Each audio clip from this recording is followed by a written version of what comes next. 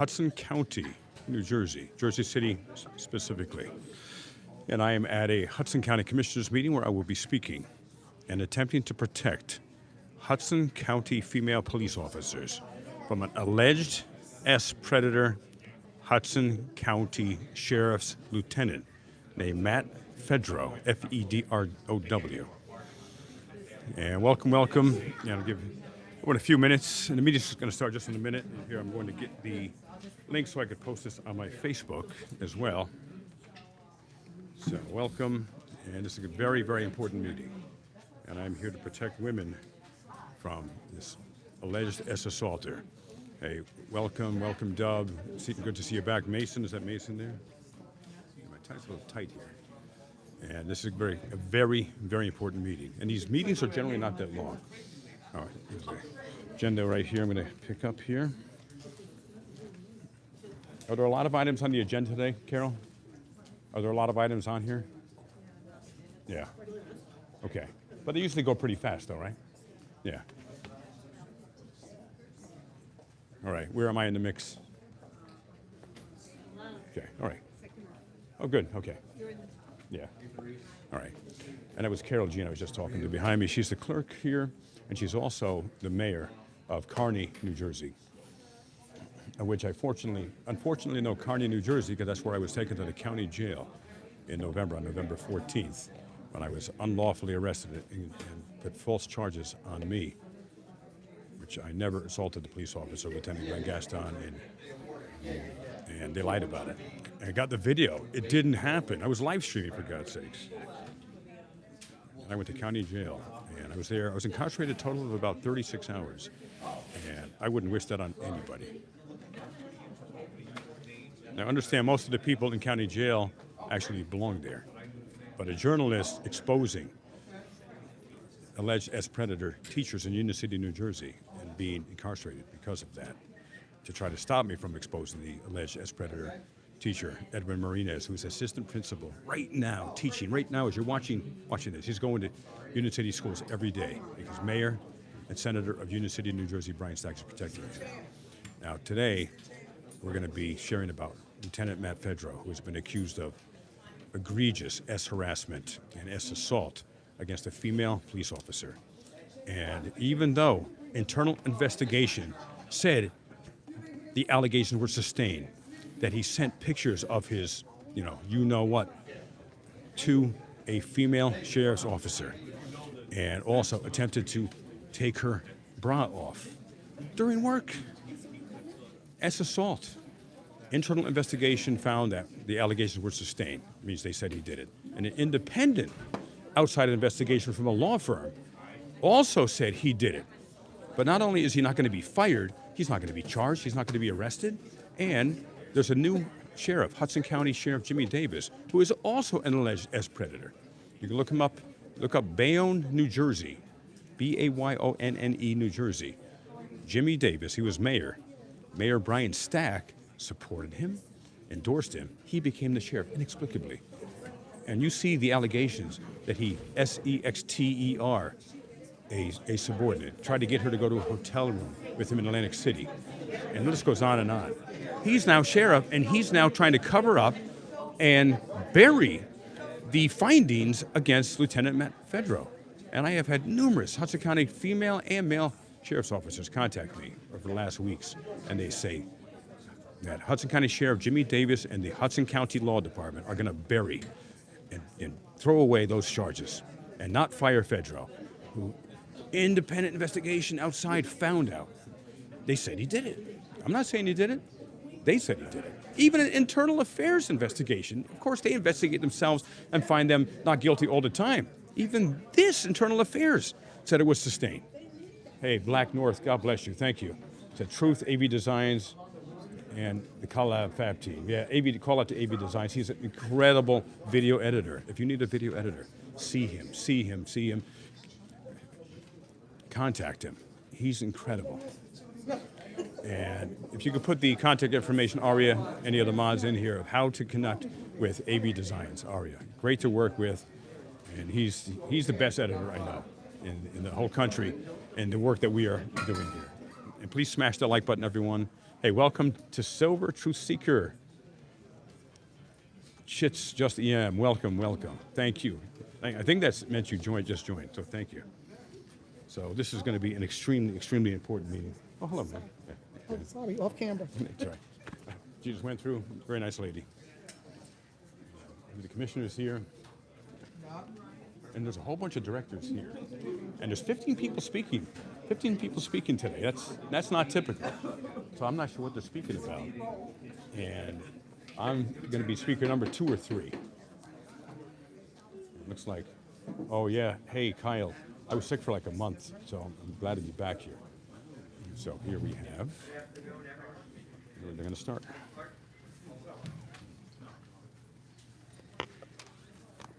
Commissioner Pontilivski, Commissioner Vasquez, Commissioner Cedeno, Commissioner Cifelli, Commissioner Lopez, Commissioner O'Day, Commissioner Rodriguez, Commissioner Williams, Chairman Romano.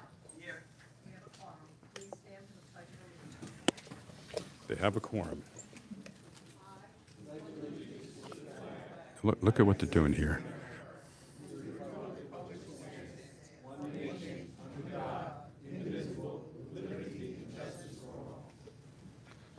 Now, how many of them are going to honor their pledge of allegiance to the Constitution also? The next order of business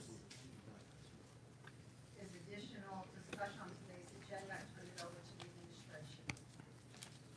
Mr. Chairman, we have no additional items. I know it's hard to hear them, so. The policy set by the Board of County Commissioners. We have two. Have a replacement, 24. But you'll be able to hear the speakers when they start talking, but they talk way too quietly, even though they have a microphone and PA system. It's way too low. 3112, prohibiting one fourth notice of hearing. That's for the skywall interacting with the public. That'll be, Which has not been put on the agenda. that'll be 25. So I'm gonna move, Do I need a sponsor in a second? I'll sponsor that. Seconded by Celeste. And then on 24, I need a motion to amend the prior resolution 24 with the one And I that's won't on. need a sponsor for a second. That's been done already. I just make a motion, I'm gonna make a motion to amend item number 24, which Second. is the establishing the county immigration community safety. You're right, Patricia. They don't honor America. And put a 1 if you can hear me. Put a 0 if you can't. Put a 1 if the sound is good. And can you hear them at all? Been amended. Commissioner Pontilivski. Commissioner Vasquez. Commissioner Cedeno. Yes. Thank you for the 1s. Commissioner Lopez. Commissioner O'Day. Can you hear them at all? Commissioner Rodriguez. 2 by 5. All right. Williams. Chairman Romano. Yes. And on 25, I think you just need a sponsor and second. we just Yeah, did. it's on, it's on. Commissioner Pontilivski. Commissioner Vasquez. Commissioner Cedeno. Commissioner Cifelli. Commissioner Lopez. Commissioner O'Day. Yes. Commissioner Rodriguez. Commissioner Williams. Chairman Romano. Yes. According to the policy set by the Board of County Commissioners, members of the public are asked to limit their comments to 5 minutes when discussing agenda items and 3 minutes at the conclusion of the meeting for persons who submit a written request to discuss matters of public interest. At this time, the public may address the board on any item on the agenda only. Let's take care of, please, Commissioner Rodriguez is on, and also ask if she'd like to vote on the, those two items. Yes? Vote on- Voting yes. Thank you. Thank you. Continue. At this time, the public may address the board on any item on the agenda only. Please keep your comments limited to 5 minutes. Are there any speakers on the agenda item only?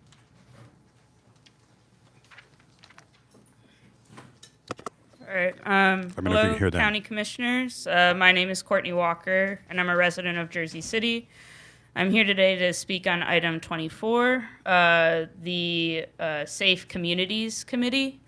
While I appreciate this body's willingness to commit to create the committee in response to public feedback, I cannot support the resolution in its current form, which was the form I read before the meeting. I don't know what the amended form looks like, but in the form that was presented, that was on this agenda before the amendment, I can't support that.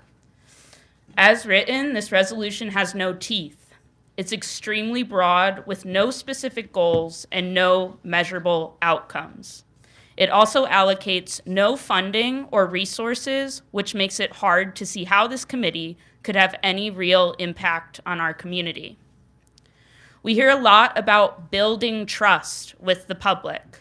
That language appears again and again in these resolutions. But trust is built through action, not words. And based on prior actions, I do not have confidence that this county will follow through in a meaningful way. Why don't I have that trust? Because I've been attending these commissioner meetings since July, and only now are we beginning to have substantive conversations about protecting our communities.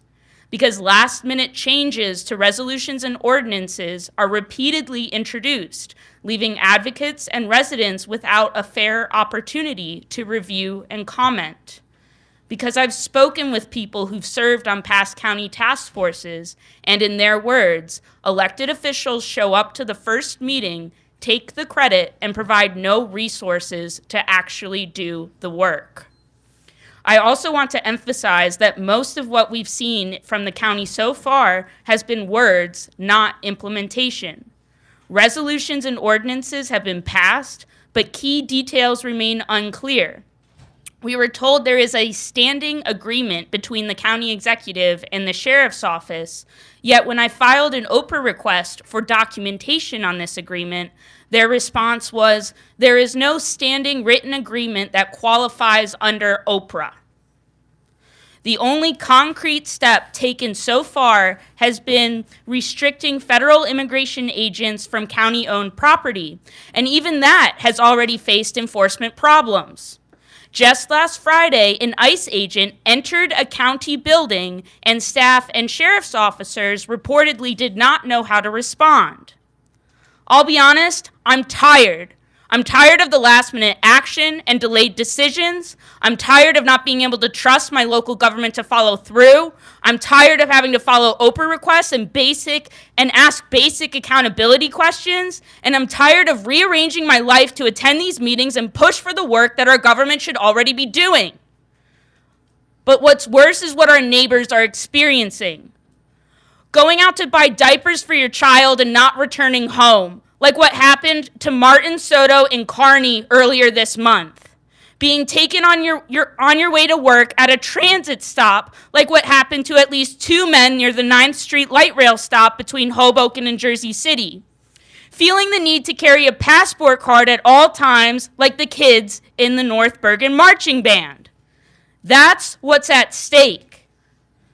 I want to work with you all toward a better future here, and a stronger relationship between county government and the people that you serve, and real protection and support for families living with fear and uncertainty. But that starts with getting this task force resolution right from the beginning. Thank you. If I can respond to you with all due respect, I appreciate and respect everything that you said. I see this task force as a beginning. I see the fact that we've named you and several other members whose names we actually asked for to be part of it. It's a beginning. The task force will meet. If, which I believe you will, need resources, the task force will come up and suggest what resources. And you have my commitment. I think you have the commitment of all the members of this board that sit on it, that will work to make that stuff happen. And as it related to last Friday, we had a Zoom call about the county executive order at 2 o'clock last Friday. So we were in live time with that situation. And I don't know if you know, but at the end of the day, that situation got resolved. Should those individuals ever been there? No. But at the end of the day, that individual who was at risk was able to get out of the building and able to safely get out. And to the county exec, myself and others, we worked to make that happen. Some would say some of the things that worked, maybe we shouldn't have done. But the right thing was done. So you're 100% right. Some of this should have been done sooner. Some of us were busy with other things for part of those months, no excuse. But now we're focused on it. And I think, just give a little trust. Some of us have been strong in our position on this, not in the last year, but for the last 9 years, right? Going back to 2017. It's easy to, and as I had said to Corey today, I don't know what other county's done anything like this. If you've got language for me that shows what they have, what they can do, what authorities there are, share it. Let's start the task force, let's meet, and then we can adopt as many additional resolutions to do what we need to do. We can adopt resolutions to allocate funding, things that we need funding for. But when I sat on that Zoom call last week, and we didn't spend as much time on a lot of the ancillary issues because we focused on that situation with that individual. I mean, we spoke about services that we're gonna need to provide people, resources we're gonna need to provide people, legal services that we're gonna make available to individuals that find themselves in those situations. So I respect you. You were the first person here, and you've been here consistently. I'm just asking you to trust. And if this committee meets and those elected officials on it don't show up, I'll be the first one to go out and join you at the mic to critique. But just give us a chance. That's all. Mr. Chairman, I'd like to note that Commissioner Cifelli and also Commissioner Lopez joined us. I just want to know that they. Vote yes. Resolutions 24 and 25 passed. They didn't vote on it yet, Mr. Chiavelli. You said aye. Thank you, Chairman. Hi, Pat Waiters. I must respectfully disagree with the last speaker. Mr. O'Day, this has been going on for years, and you've been on your bike doing everything in your power. I think what is happening in America and all around is the fact that we got to stop playing place the blame and think of solutions. Because while we arguing back and forth, everybody hurting, our family members, kids. I worked at the school to see that many kids, preschool kids, middle school, scared to come to school. By 1 o'clock, 90 mothers outside screaming, "We want our child." And if we react to the actions with our actions and hysterical and going crazy, we sending a scary message to those kids. We gotta calm down. What haven't been done in the past, we can't bring it back. If these freeholders wasn't doing what they supposed to do years ago, it's irrelevant. Let's see what we're gonna do tomorrow. Forming a committee is step one, okay? And if you didn't have integrity then, this gives you an opportunity to get integrity and work together as a team. That's the problem here in Hudson County. You don't work together. Look what you guys doing to Senator Sacco.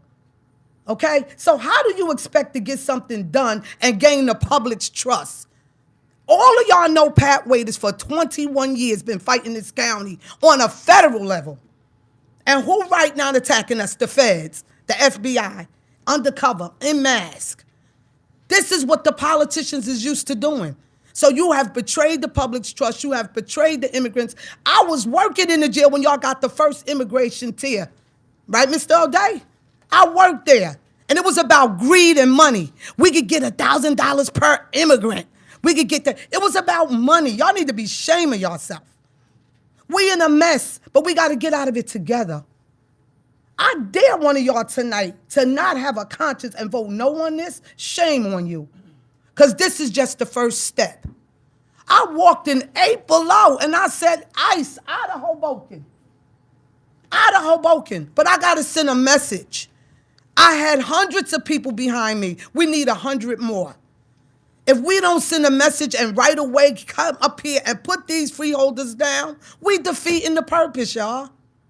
We got to organize, then we can mobilize, and the next step is Washington, D.C. We got to let them people know we mean business. It's not knocking on your back door yet. But if this hit close to home, don't wait till it get to that level. Please. Everybody, and I'm quite sure somebody got a friend, a family member, a loved one, a niece, a nephew that's an immigrant. They came here and they worked with all due respect and paid taxes and gotta fear evil. Guys, I'm asking you, pass this, okay? Pass this. And then let's strategize together as a committee to see what the next step is. And I hope it's positive, okay? Thank you. And I'm leaving my resume because I do this type of work anyway, and I want to be on board on this committee. Could you make sure they get this?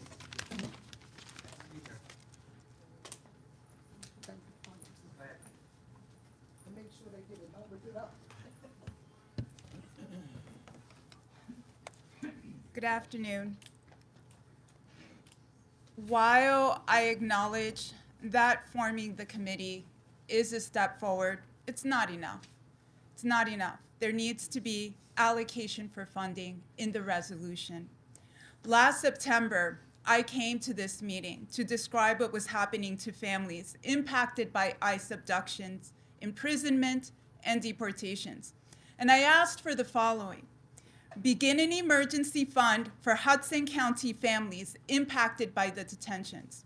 Bring together Hudson County agencies, CBOs, and grassroots organizations in one place to communicate to families what services are available and how to get them.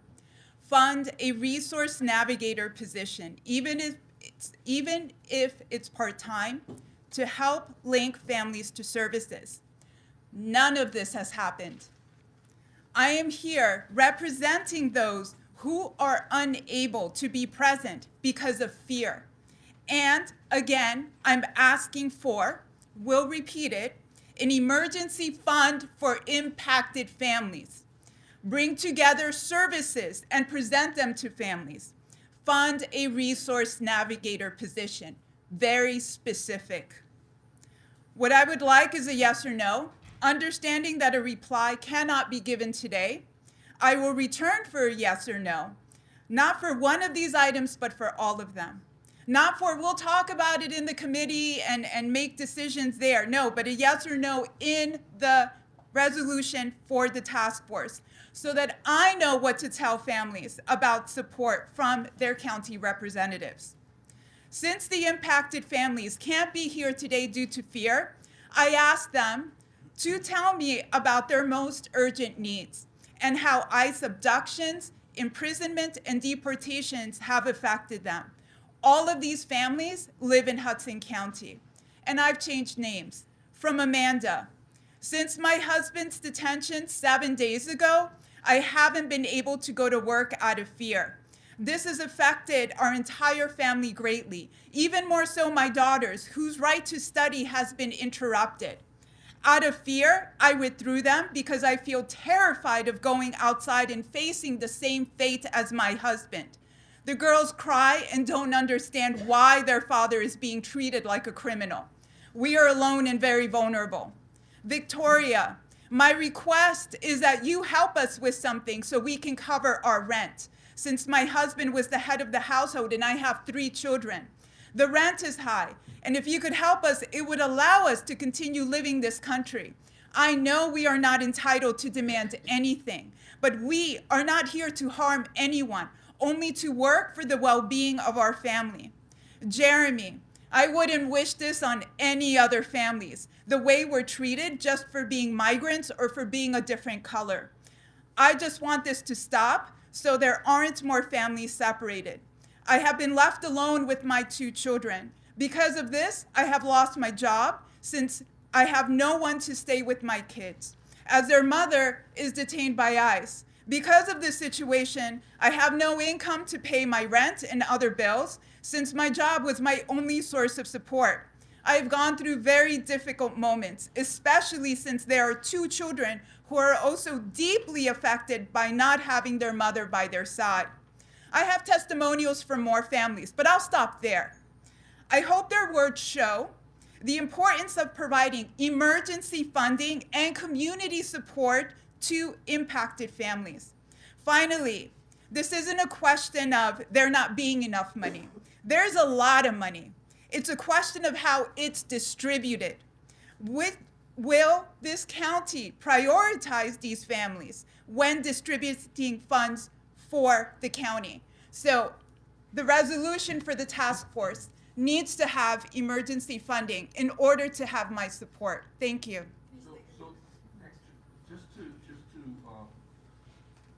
not as a question, but until we get into the midst of seeing whether our existing programs are being accessed by individuals, whether they're programs that they're not eligible for, that will require emergency funding, how will we know how much funding you put in there? This is something I talked about in December. I brought it up in September. And what I got in response was, we should hold a Know Your Rights webinar. That's what I got in response. I did not get a response to that question. That's something that could have been done since September.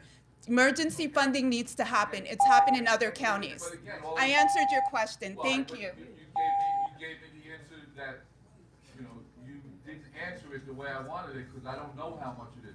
I know the task force creates an opportunity to now explore whether existing programs can address those individuals. And if individuals are not being addressed by those existing programs, then we need to, and I would be the first to sponsor funding for them. And everyone is fair in critiquing that things haven't happened quickly, but they're happening now. And let's keep those things moving forward as we can. And Frank Mazza, not one of the, happening I'm sorry, I'm not finished, I apologize. One of the points that was raised by the speaker, which had been raised prior, is the resource navigator position. I don't know whether you need to hire a person to do that, or whether you have the ability to take an existing staff member and assign the duties and responsibilities for them to be able to create this and gear it with specificity to those individuals that would fall in under a category that may not fit into the niche of other categories that you currently have under your family services program. I just want to make one comment too before the next speaker. I think that the executive branch of the county executive, as well as this board, realizes the severity of the situation. But we do have Frank Mazza and his department that does do those programs. And I think that by working with that, as Bill said, within our own staff, as we get to talk, as we get to these meetings and the task force starts, that these things will be broached. So, and also, we're here to get it going now. Can't be Amen. looking back. This is what's Amen. happening now. Go ahead, next speaker. No, I asked Hold Frank on, a somebody question. else? Okay, Frank. Commissioner, we can assign somebody, and I do want to make this clear. I oversee welfare, so whatever funds and resources I'm discussing have nothing to do with welfare funds, but there are other pots of money that can provide for the population that we're talking about. And I'm happy to speak to whomever after the meeting to provide a contact number. The department has spent quite a bit on this population over the last year, so I'm happy to go through that. And again, Frank, I think that the issue lies in one of the first things that need to be done. And just to be clear, there's a legislative branch and there's an executive branch. And there are responsibilities within each branch of government. And sometimes I'll plead guilty that I may look to exceed what the responsibilities of the legislative branch are. But I'm okay with that, and I think many members of here feel the same way. But one of the first things I think that we need to do is look at and identify the type of resources and services that individuals need that there may not be a easy to access source of funding for. And then from that, what we can guesstimate that need or demand is based on looking at the past year. And then do we need to allocate special dollars? Are there state dollars we can access? Like, I think that that's a valid point that's been raised here for a number of months by members of the public. And again, I apologize that it's taken this long to get this, but now that it's moving, I believe on the county executive side, it's moving quickly, and I think on the legislative side it's moving quickly. But that's very legitimate, and I know legal services is one. Like we talked at the Zoom last week about having attorneys that are available, and someone comes to us and said, such an individual was taken in, we're able to get them an attorney to be able to assist them. I think that after the meeting, if we, I'll stick around, if we can have a brief conversation, if we can identify an individual, if we can create, assign a resource navigator position and identify how to make it as easy as possible for individuals from the advocacy community to be able to assist individuals with us, to access whatever resources there are. And through that, we're gonna find out if there are some resources that aren't available. If those resources aren't available, then the onus is gonna be on us to find what they are. We do give a large substantial amount of money to Waterfront Project to provide legal services. I Right, mean, and there are that's a fact that we've been doing that for a long time. But that's housing, right? Our contract with the Waterfront Project that currently does not include services for individuals that run into issues related to immigration. I agree, Commissioner, but, like what was said before, there is somebody left here dealing with housing issues, that person would be entitled to those services, and there might be money for, rental assistance to help that person out, so. No, I agree. Those things I understand, but we also know, and we talked about at the Zoom last week, that there are individuals that get taken in and they don't have, they need representation. They need representation right away. Okay, thank you. Consider that. All right, thank you. So good evening, commissioners. My name is Jessica Gonzalez. I'm an Ecuadorian immigrant who has called Hudson County my home since I immigrated here 31 years ago. So I'm currently a Jersey City Heights resident, and I'm also a New Jersey licensed attorney. I'm here on item number 24, the resolution to establish the Hudson County Immigration Community Safety Committee. And I do want to begin by acknowledging the county's executive's recent executive orders, particularly restricting federal immigration authorities on county property and establishing a Safe Communities Committee. These are important steps, and I'm also encouraged by a lot of the remarks that I just heard and the solution brainstorming that we were just having. But I do need to say this clearly. Policy language is not protection.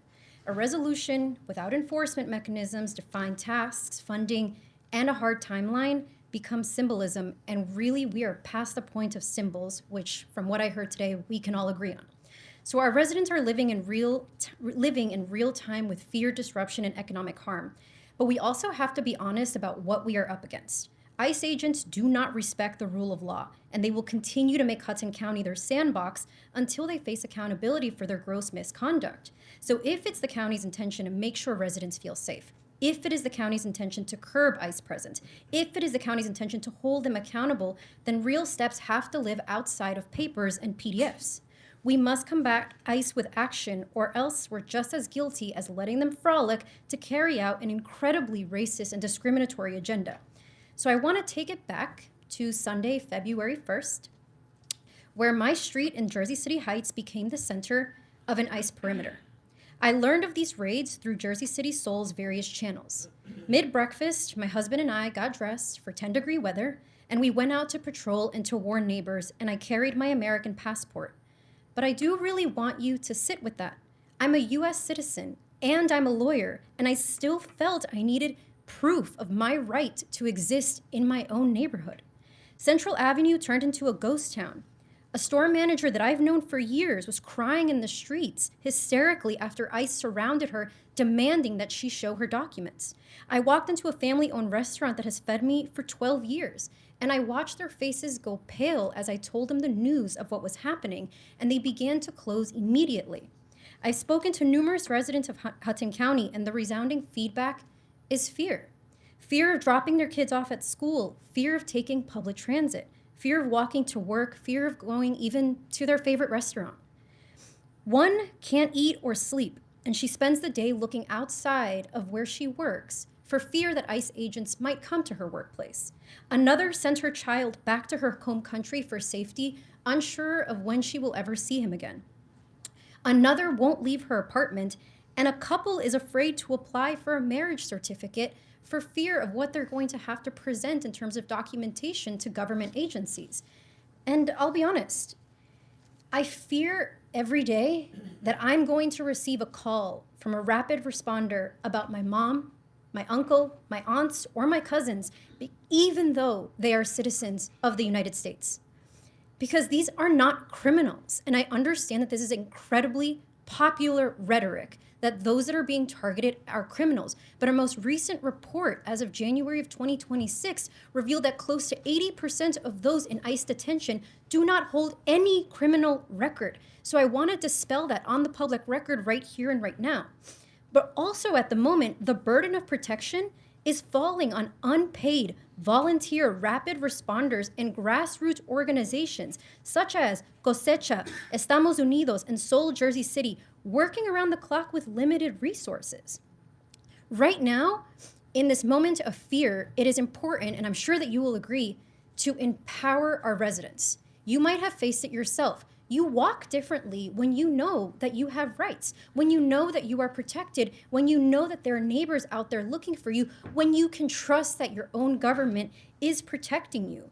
So these educations, these trainings that we are asking for really are not extras, but immediate public safety strategy. So as you're working also to amend the different resolutions and beginning to really create these task force, I urge you to just consider some of the following to make sure that it's done intentionally.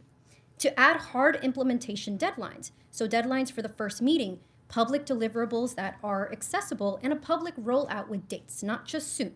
Fund the work, which we've talked about and we just started brainstorming, through dedicated appropriation for county-funded legal resource representation for detained families, emergency family stabilization support, and county Know Your Rights printings and trainings at county facilities.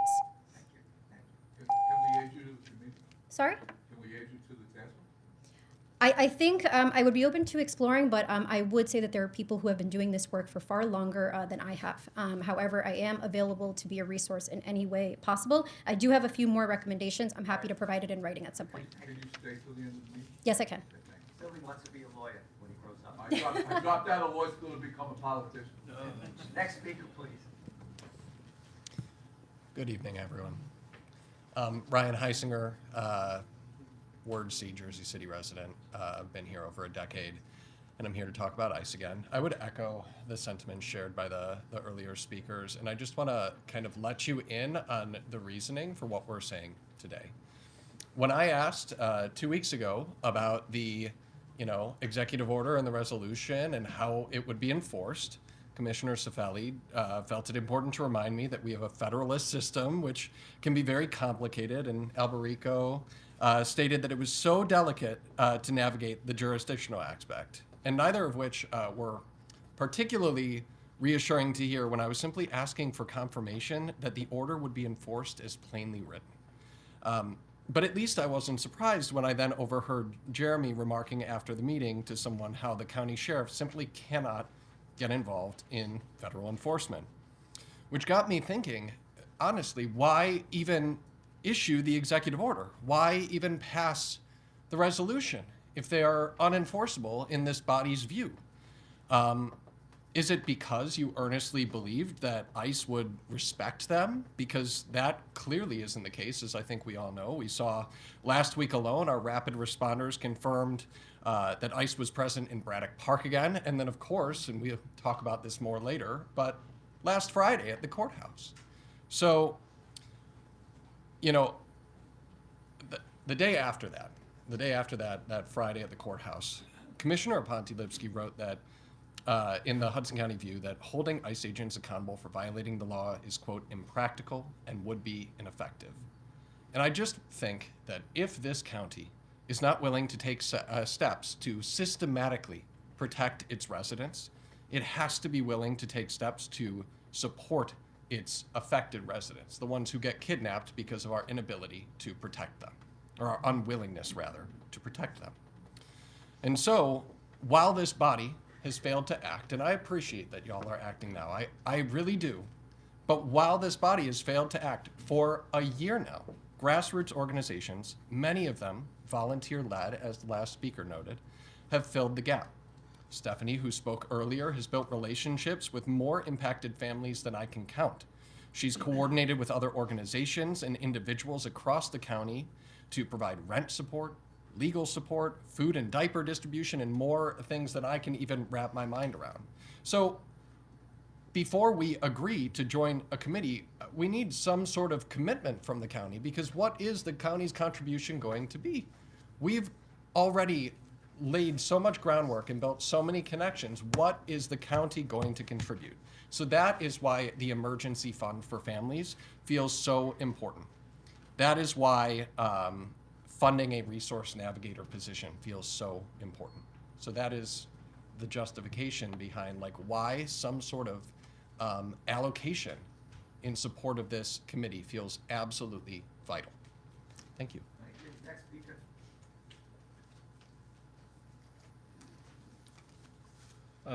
Good evening, Mark Bloomberg from West New York. Couple of items on today's agenda. Starting with item 14A, there's an item for security equipment for the sheriff's office. I'd just like more detail on what specifically that is in addition to the x-ray machine. On item 20, the professional services contract for the nature trail in Braddock Park.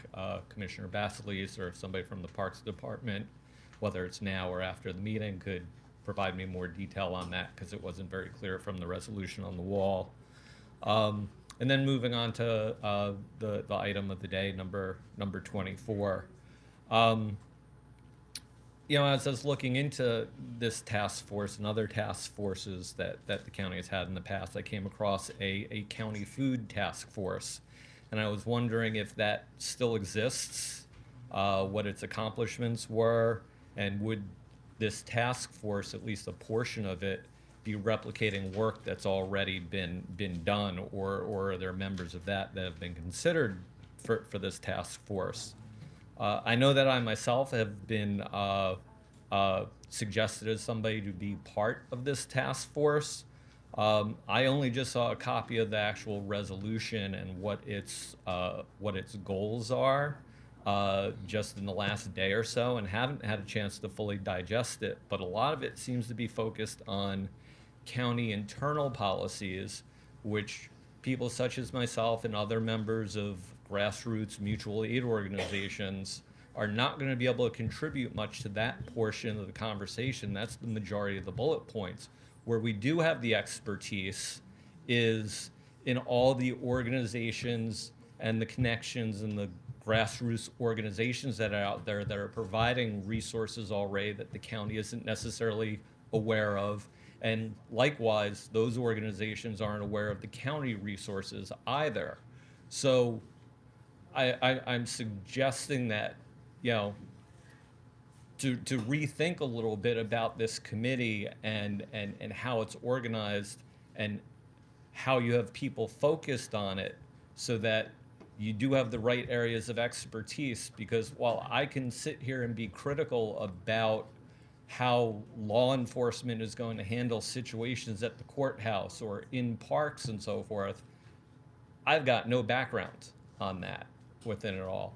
And so in the interest of having a productive task force, I would ask that you kind of look more closely at how you're having it organized so that folks as myself and others that are being considered for it can best contribute to it and maximize our time and do the same for other members as well.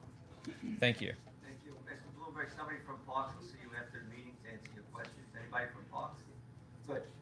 Kevin's here. See Kevin after the meeting with regards to your question about the nature trail. Okay. Next speaker, please. Hello. It's good to be here. My name is Karen Brady, and I'm here to comment on item number 24. I was very pleased to hear that there will be a community group formed to help the immigrants of Hudson County. It's badly needed. I am a founding member of North Hudson Resistance. Our members are from Weehawken, Union City, West New York, North Bergen, and surrounding towns. We work to hold the Trump accountable and take action against his illegal and harmful policies, including those of ICE. One of our actions is going in person to speak to small businesses about what to do if they see ICE or if ICE enters their establishment. We provide them with hotline numbers, as have been previously mentioned here, to call and explain to them that a rapid response team will come to the scene and document ICE activities. Rapid response will also be able to help victims, when possible, by notifying their family or helping them to manage their cars or bicycles that were left behind. We also explained to businesses that they can have a private space where ICE cannot legally enter without a judicial warrant. In most cases, small businesses have never heard this information. During these visits, we also speak to residents that we meet. We provide them with the hotline numbers, advise them of their rights, and how to respond should they see ICE in their neighborhoods or should ICE approach them directly. For example, our local laundromats are filled with dozens of individuals and families in need of this information. Many don't speak English and would be prime targets for ICE, given ICE's ability to freely profile people. Further, the people we meet are eager for this information. Our immigrant neighbors in North Hudson know what's going on. They are fearful of ICE and of being kidnapped off the streets. Most of the people we meet have never received critical information about their rights. Clearly, Know Your Rights trainings are urgently needed to reach more vulnerable residents of North Hudson and throughout the county. Will the committee work to increase access to multilingual trainings, both online and in person? So the answer is yes. I mean, I think that, so I spoke to some of the community individuals that are on the task force. So we're gonna do our first meeting next Tuesday at 5. We're gonna do by Zoom. I'll get your information. Okay. Love you to participate. Great. I would say from the business community, almost every city in North Hudson is an urban enterprise zone. They already have access to a significant database that they would be able to share that information. with Okay. A large number of businesses that are probably certified within their zone, and they should have information even for businesses that are in those zones and not certified. Now, the whole city's not in it, but every major thoroughfare in those towns of Guttenberg, West New York, Union City, maybe there's one more. But like Weehawken's not North Bergen, Weehawken's not one. Okay. But those other towns are, like, that's a no-brainer. And everything's not necessarily done by the county. Those are each local zones. Okay. They have local coordinators. Right. Those coordinators, Jersey City has one. Okay. County has one. So all those municipalities are no-brainers to share that information that you have. Right. To coordinate doing remote, Zoom information sessions for any of the businesses that wanna partake of it. But just, they have email addresses. Okay, that would be Every one of great. those businesses, just to Yeah. send that information out to them. So I'll talk to you after. Okay. Get your information and then get you the names of, probably tomorrow, of each coordinator for each of the Hudson County, the North Hudson towns. Okay, that would be extremely helpful. Thank you. I just have a couple more comments. As you probably already know, yesterday ICE was reported at a restaurant in West New York and at bus stops on Bergen Line Avenue around 70th Street, as well as in Jersey City near the Bayonne border. ICE is increasing its presence in Hudson County, and we all need to know how to respond, every single person, every single business. And as a personal note, as a daughter of Hudson County, I know firsthand the value of immigrants in our communities. I just want to say that my grandfather, a Polish immigrant and a resident of Bayonne, arrived here in the 1900s. He helped to build the Bayonne Bridge. As a child, I remember the stories told of him walking a long distance to work and climbing way up on the bridge to help construct it. He spoke very little English, was enormously proud of his contributions to his new country. These are the same people the Trump administration is committed to deporting, and our country will suffer for these egregious actions. Finally, North Hudson Resistance firmly oppose the presence of ICE in our communities and believe the agency needs to be abolished and reconstituted in adherence to our Constitution and laws. North Hudson Resistance is a resource for the community and welcomes being further involved and supporting your efforts to curb ICE. Thank you. Thank you. Continue, Madam Clerk. I'll see you after. I'm sorry. Go ahead, Al. Our company, our group? Oh, North Hudson Resistance. Thank you. Brady? Can I just make a comment? The last meeting, 2 weeks ago, one of the speakers before we had my comments about how, you said we have to educate our constituents, our residents, as to what their rights are. Absolutely. That is extremely fluid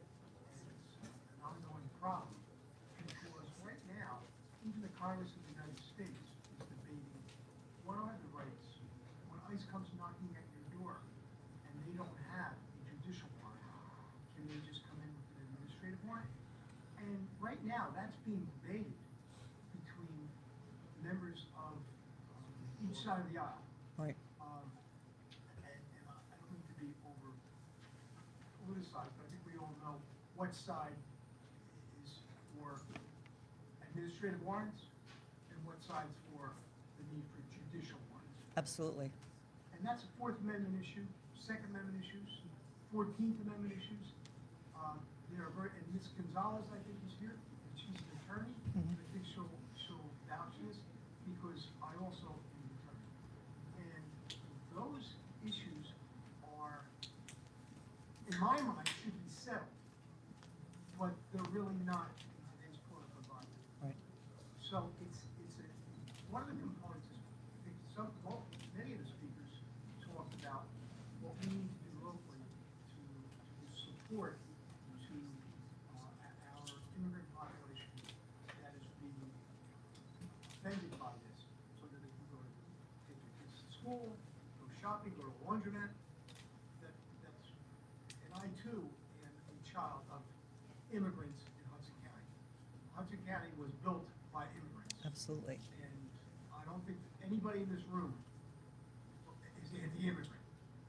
But I think part of our committee, and I'm happy to be on the committee, I think one of the things that I would like to focus in on is the parameters, the legal parameters of what we can tell people they can do and can't do when ICE comes to their schools, to their stores, and most importantly to their homes. Right. And that issue is, you would think that that's a settled issue. That no one, whether you're an immigrant or you came over in the Mayflower, nobody can just barge into your house without a judicial warrant. That's the Fourth Amendment.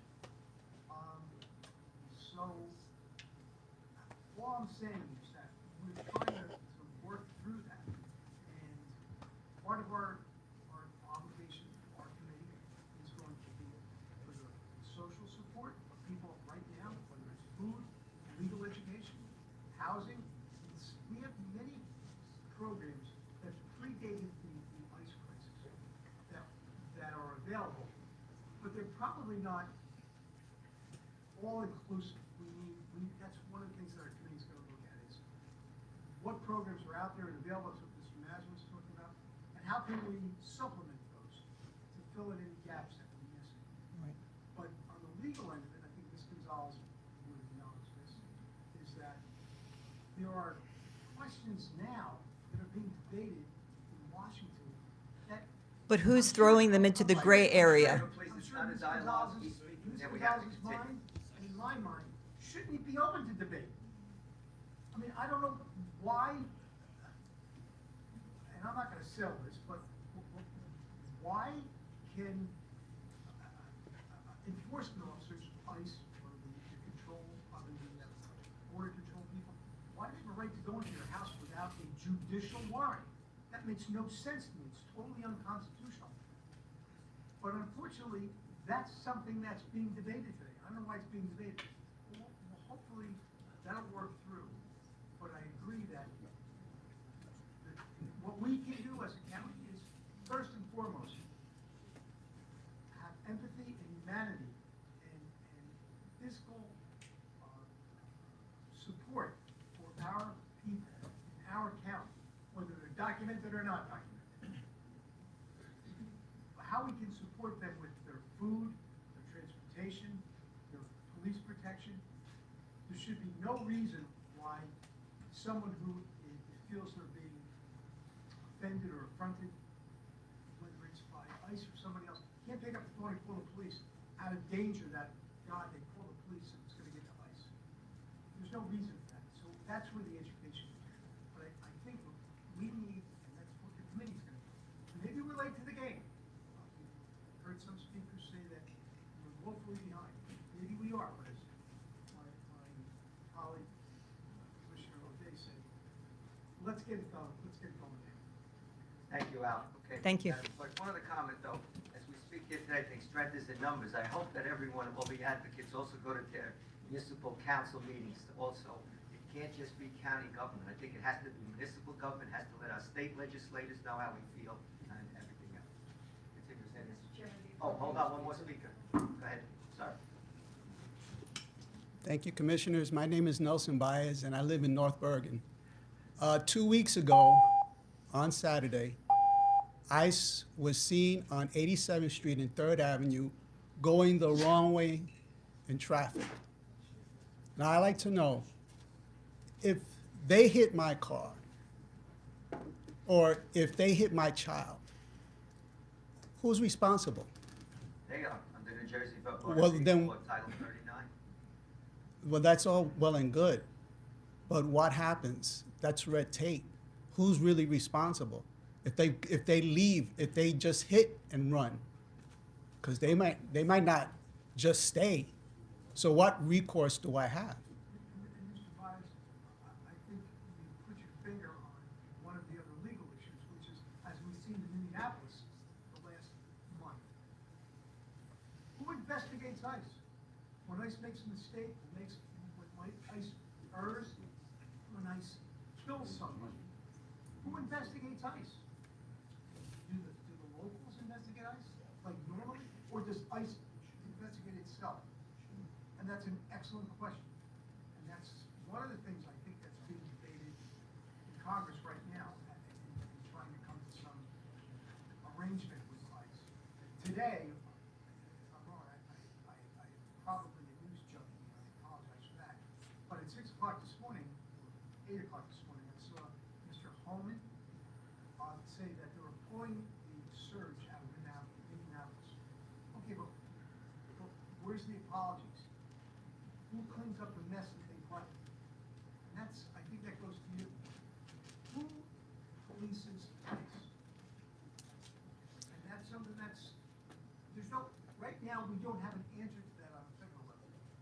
But on an accident level, I think, Alvarico, would you answer? I was gonna say, I think you would know better.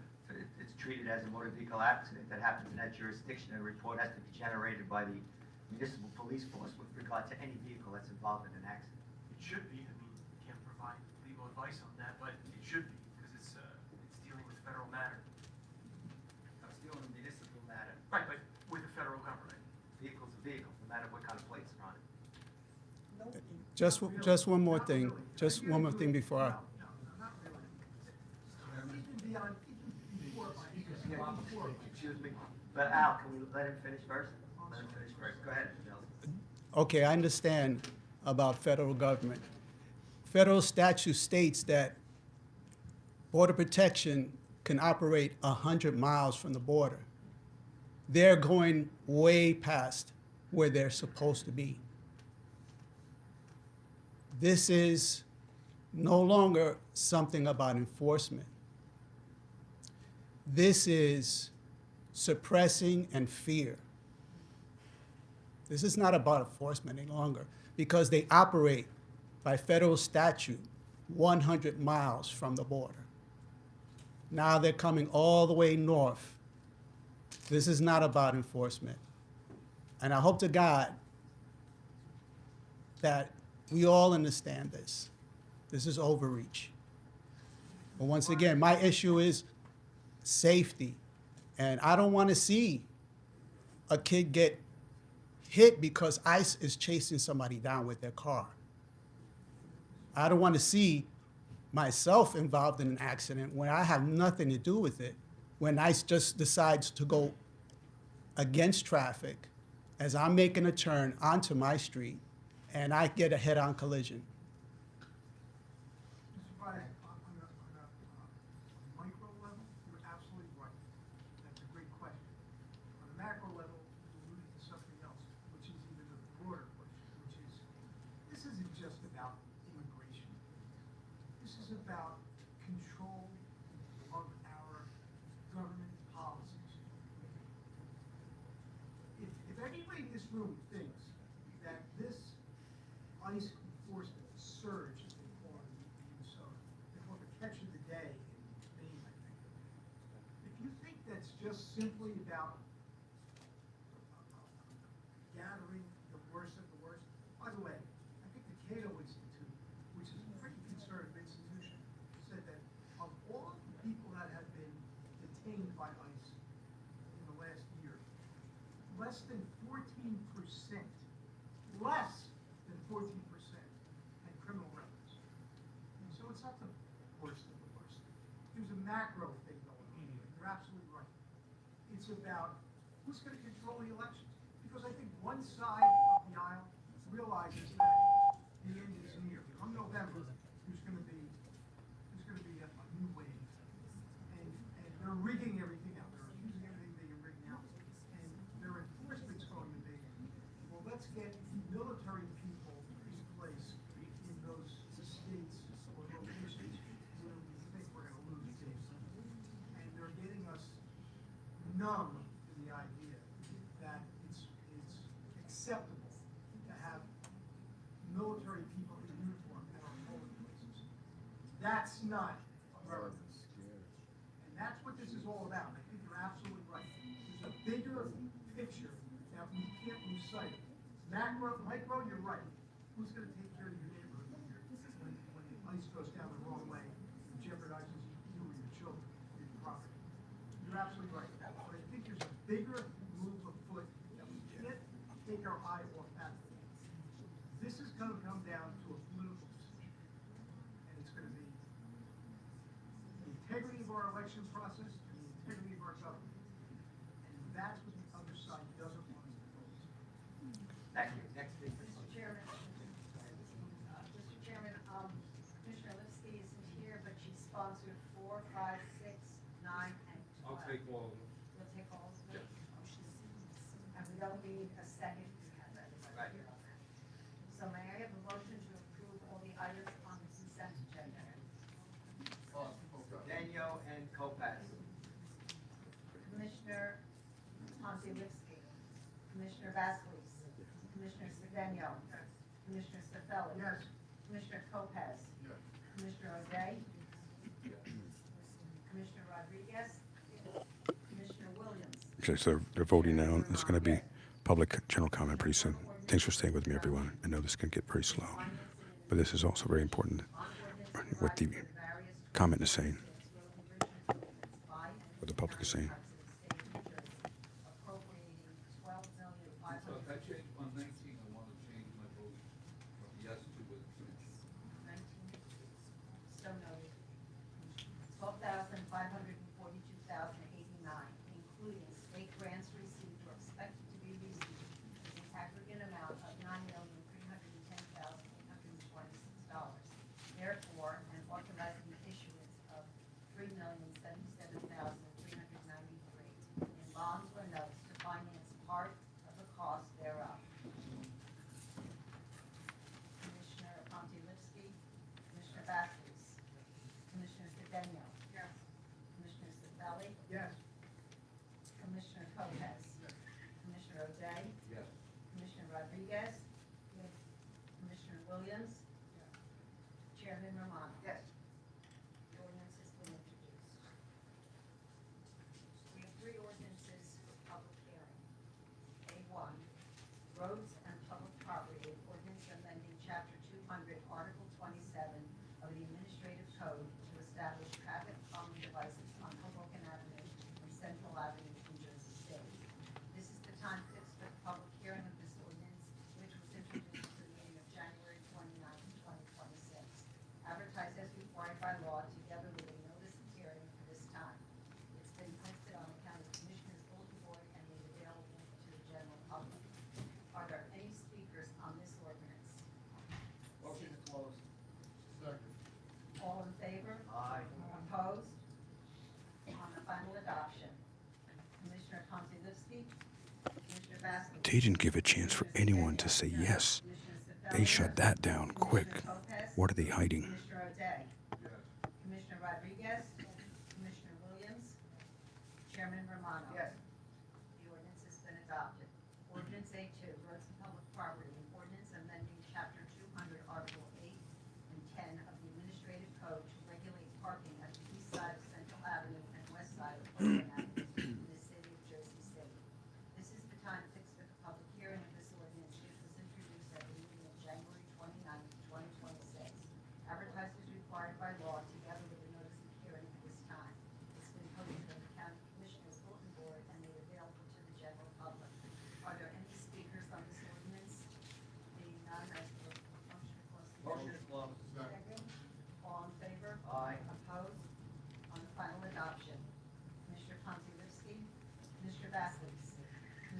Sedano. Yes. Commissioner Sefeli. Yes. Commissioner Lopez. Commissioner O'Day. Yes. Commissioner Rodriguez. Yes. Commissioner Williams. Yes. Chairman Romano. Yes. The ordinance has been adopted. Ordinance A3, roads and public property and ordinance amending chapter 200, article 17 of the administrative code to establish a regulation for the one voting zone on Hudson Street between Second Street and Third Street in the city of Hoboken. This is the time fixed for the public hearing of this ordinance, which was introduced It's getting close to the general comment time, everyone. 2026. Advertised as required by law, together with a notice of hearing for this time. It's been posted on the county commissioner's bulletin board and made available to the general public. Are there any speakers on this ordinance? Motion to close. Second. All in favor? Aye. Opposed? On the final adoption, Commissioner Pontilivski. Commissioner Vassilis. Yes. Commissioner Sedano. Yes. Commissioner Sefeli. Yes. Commissioner Lopez. Yes. Commissioner O'Day. Yes. Commissioner Rodriguez. Yes. Commissioner Williams. Yes. Chairman Romano. Yes. The ordinance has been adopted. This concludes the items on the business on today's agenda. Are there any comments from the commissioners? It's two things. One, obviously 25, which is supporting the Senate bill prohibiting the law enforcement officer wearing masks. Can we make sure that we send a copy of this? It says it urges the New Jersey legislature, it's nice when we pass it, can we send copies to all the members of the Hudson County delegation? Obviously Governor, the Sheriff, Senate President.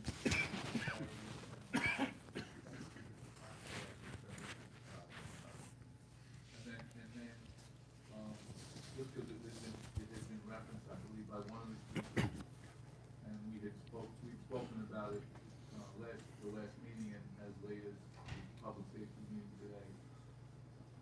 We were told that by tomorrow morning, there will be posted on the sheriff's website and will be made available to us the policy, regulations, protocols that they will be following as it relates to the executive order that has been approved a couple of weeks ago. You see the room here. Progress is slow, and I know everything seems to happen right when there's a meeting, but, you know. Yeah, I just want to make a comment. Frank Mazza, Therese Soon, Bobby Knapp, they do a tremendous job of helping everyone meet and coordinate well with this board and the county executive's office. So they've been there. A lot of people don't realize the job that they do for those that need us the most. And I want to thank you on behalf of the whole board. Soon.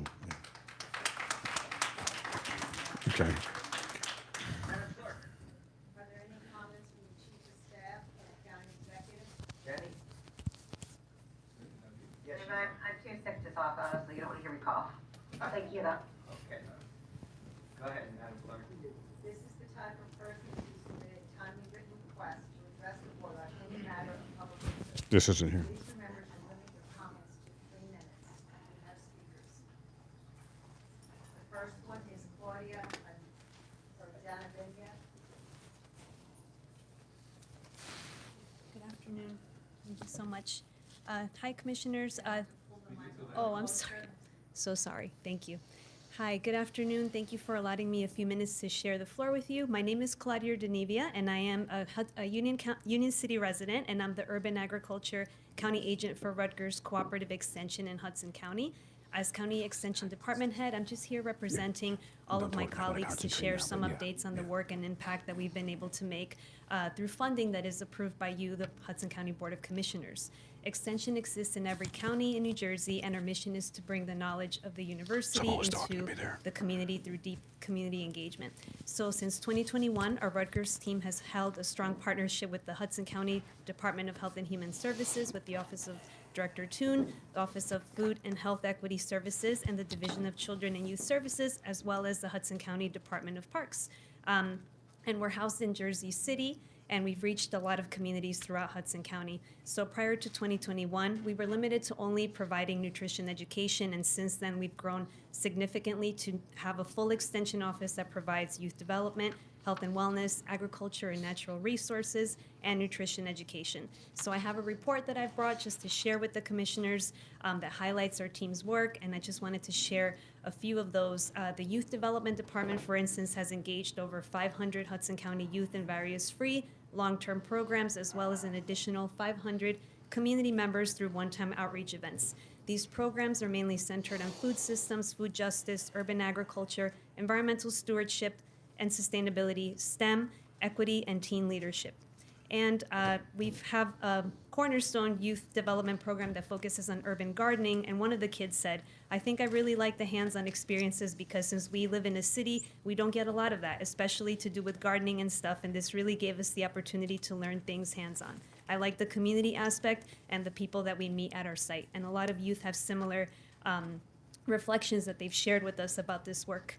As far as nutrition education, our team has provided education for 803 youth in English and Spanish in a series of 8 classes. The Family and Community Health Sciences Department team has made a significant stride in advancing health equity and wellness and advancing chronic disease prevention, and they have a really strong partnership with the Office of Health Equity through the Hudson County Produce Prescription Program. Finally, our Department of Agriculture and Natural Resources has provided engagement through the RCE Learning Gardens, which is a partnership with the Department of Parks. I see Kevin Wong here. We're very close with him. So we've welcomed hundreds of visitors to our garden. And our goal, we've done food distributions. We've done a lot of free events. So we invite the commissioners to attend some of those events. And our goal is ultimately to bring the Rutgers Master Gardener Program and the Rutgers Environmental Stewards Program to the residents of Hudson County. So we invite you to attend any of these public programs, and thank you again for funding our work and allowing us to have this impact to happen throughout the county. Thank you very much. Thank you. So perhaps you also get to the commissioners through our clerk, your accomplishments, as you just said, we can all see them, and also your schedule to attend the events. And since you're from Union City, I recommend that you come and meet up with Commissioner Cedeno. Thank you very much. Thanks. The urban agricultural program, I'd like to see that committee and see what we can do for that, because of 21 counties in this state, I think we are not so proud of it. The only county who's not 1 acre of farmland. And so urban agriculture to me is a potentially great resource. So whatever, and as a Rutgers graduate, I'd like to speak to you about that. So maybe I can help you spread the good word over at my side of the county. Thank you very much, Commissioner. And contact information too for us, okay? Thank you. Continue, Madam Clerk. Next speaker is Mr. Truth. Hello, everybody. I got a request, Commissioner Romano. Again, this is very serious, has to do with protecting a woman from sexual assault and in Hudson County. And can I have 5 minutes? No. That's unfortunate. You want to protect women. So I am here because, and ladies and gentlemen here, there is a lieutenant in the Hudson County Sheriff's Office right now named Lieutenant Matt Fedro. He has been accused of sexually assaulting female police officer, found sustained by an internal affairs investigation, found sustained by an outside agency, an attorney firm, and he's still working, and it's being covered up by Hudson County Executive Craig Guy, allegedly, and present Hudson County Sheriff Jimmy Davis. And people have been sending me, a dozen people sent me this report. And I'm asking you to make sure Lieutenant Matt Fedro gets fired, charged, and arrested. It's being covered up. One second, Mr. Truth. Can you please pause my time? No, we won't take away from your time. Alberto, we're allowed to comment on I am. You may not be, but I can. All right. Can you give me that time back, please? I appreciate it. All right. And so this is from the independent report. And oh, by the way, show of hands, how many people think a Hudson County sheriff found with credible allegations should be fired if it turns out it's true? Raise your hand. What, one? Bill O'Day. As usual, Bill O'Day, you're on the side of right. So here is from the independent outside report. That I'm not saying it's true. This report, oh, and Vassilis as well. I find, and this is the findings from an independent law firm. I find that Fedro did subject Maria, the name is changed, to sexual harassment in the workplace in violation of the county's policy against harassment, as well as engaged in conduct unbecoming I specifically find that Lieutenant Matt Fedro sent Maria unwanted and unsolicited pictures of his genitalia, attempted to unhook her bra, which is sexual assault, and attempted to intimidate her. They said this is true after their investigation. While Fedro asserted that he and Maria both sent each other sexually explicit pictures, thereby stating or implying the exchange of pictures was wanted and or solicited, he was unable to present any proof of pictures sent to him by Maria because he lied, Lieutenant Matt Fedro. The only pictures that were presented as part of the investigation are those that Fedro sent to Maria. Furthermore, Fedro falsely alleged that the pictures he sent were sent prior to 2018. The picture he sent to Maria via Instagram was clearly sent around 2022 or 2023 as Maria reported. Not only do I find that the pictures sent to Maria were unwelcome, but I also further find Maria reported to Mendoza, her PBA representative, that Fedro was harassing her with repeated unwanted flirtation, and he sent these pictures of his privates. I find Fedro's conduct of sending illicit photos and unwanted flirtation was violative of the county's policy against harassment, as it was not welcome at the time. She did not reciprocate by sending sexual pictures of herself and did not solicit anything. I further find that Fedro did attempt to unhook Maria's bra while he was working when he gave her a hug in her office in 2023. Sexual assault. And I find this conduct was violative of the county's policy against harassment, as well as constitutes conduct of becoming. I do find that Fedro did attempt to intimidate Maria by way of bringing Conte, Under Sheriff Conte, into her office following their March 8th, 2024 argument. This is true according to them, and Jimmy Davis and Hudson County Executive Craig Guy are covering up for him, refusing to fire him when Sheriff Shalari wanted him fired. This has got to stop. He has got to be exposed. I'm the only person that's bringing this forth. They're trying to rug it. They're trying to bury it. He's got all his duties back since Hudson County Sheriff Jimmy Davis became sheriff, who has his own alleged sexual misconduct allegations. So I'm asking you to open an investigation publicly, transparently. I want to work with you. I will give you the information I have. We have to protect women. This woman is terrified that she and other female officers, as they've been contacting me, are going to be sexually assaulted by Matt Fedro or others being protected. And can I have a statement from anyone before we go? Sure. This matter is actually now a present litigation, so there can't be any comment. It's currently being handled by counsel, and therefore, not only is it a personnel matter, but now it's an ongoing legal matter. I heard, thank you, sir, for answering, but that's not an answer, of course. But I've heard it's buried, that they're going to rug it, and I'm the only one going to make sure that this guy is charged, arrested, and fired. I just wanted to ask you, so when you're saying it's litigated, is it civil litigation? It is a matter that is currently, both the employee has counsel, the county has hired counsel. It's a current disciplinary litigation matter. So it's disciplinary litigation. Is there any civil litigation ever undertaken by the victim in this situation? The victim wasn't even announced by name, so that I think the speaker said that it was, he chose different names. Obviously, I can provide a memo because it's not a matter for the public based on the information. I would leave the evidence to the next closed session. If necessary, but there's no pending civil litigation matter related to any of the underlying facts. And there never has been any civil Not He was found against sustained. the individual that is the employee in question. or the department, right? So if I could file litigation, not necessarily against an employee, I could file it against the sheriff or the department because they failed to do what they should do in order to protect my rights. And they may have more assets as opposed to personally going after an individual. Well, obviously, any litigant has the right to file against whoever they want to file against. Closed session after the next one. Sure. And Commissioner O'Day, can I give you this? After the meeting. All right. And one last question. What about criminal charges against him because it was found that they were sustained? He's working right now. This is insane. Thank you, Commissioner O'Day. The only one saying anything here. 3 minutes, 5 minutes. It started already before I even came up here, so. He's still working. All right, wasn't- so he wasn't we all know why I'm back He here. wasn't even suspended. Okay. My father's mystery death, once again. I have 3 different stories. The nursing home said it was a natural death. I have pictures of him strangled face. And then Miss Esther Suarez said my dad died of COVID and then she retires. I never got any proof. I'm still waiting for Wayne Mello. I asked Jimmy Davis to be here today. Is he here?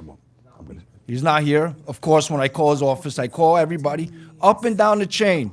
Local, county, state, federal. Nothing, almost 6 years. March 30th of 2026 will be 6 years.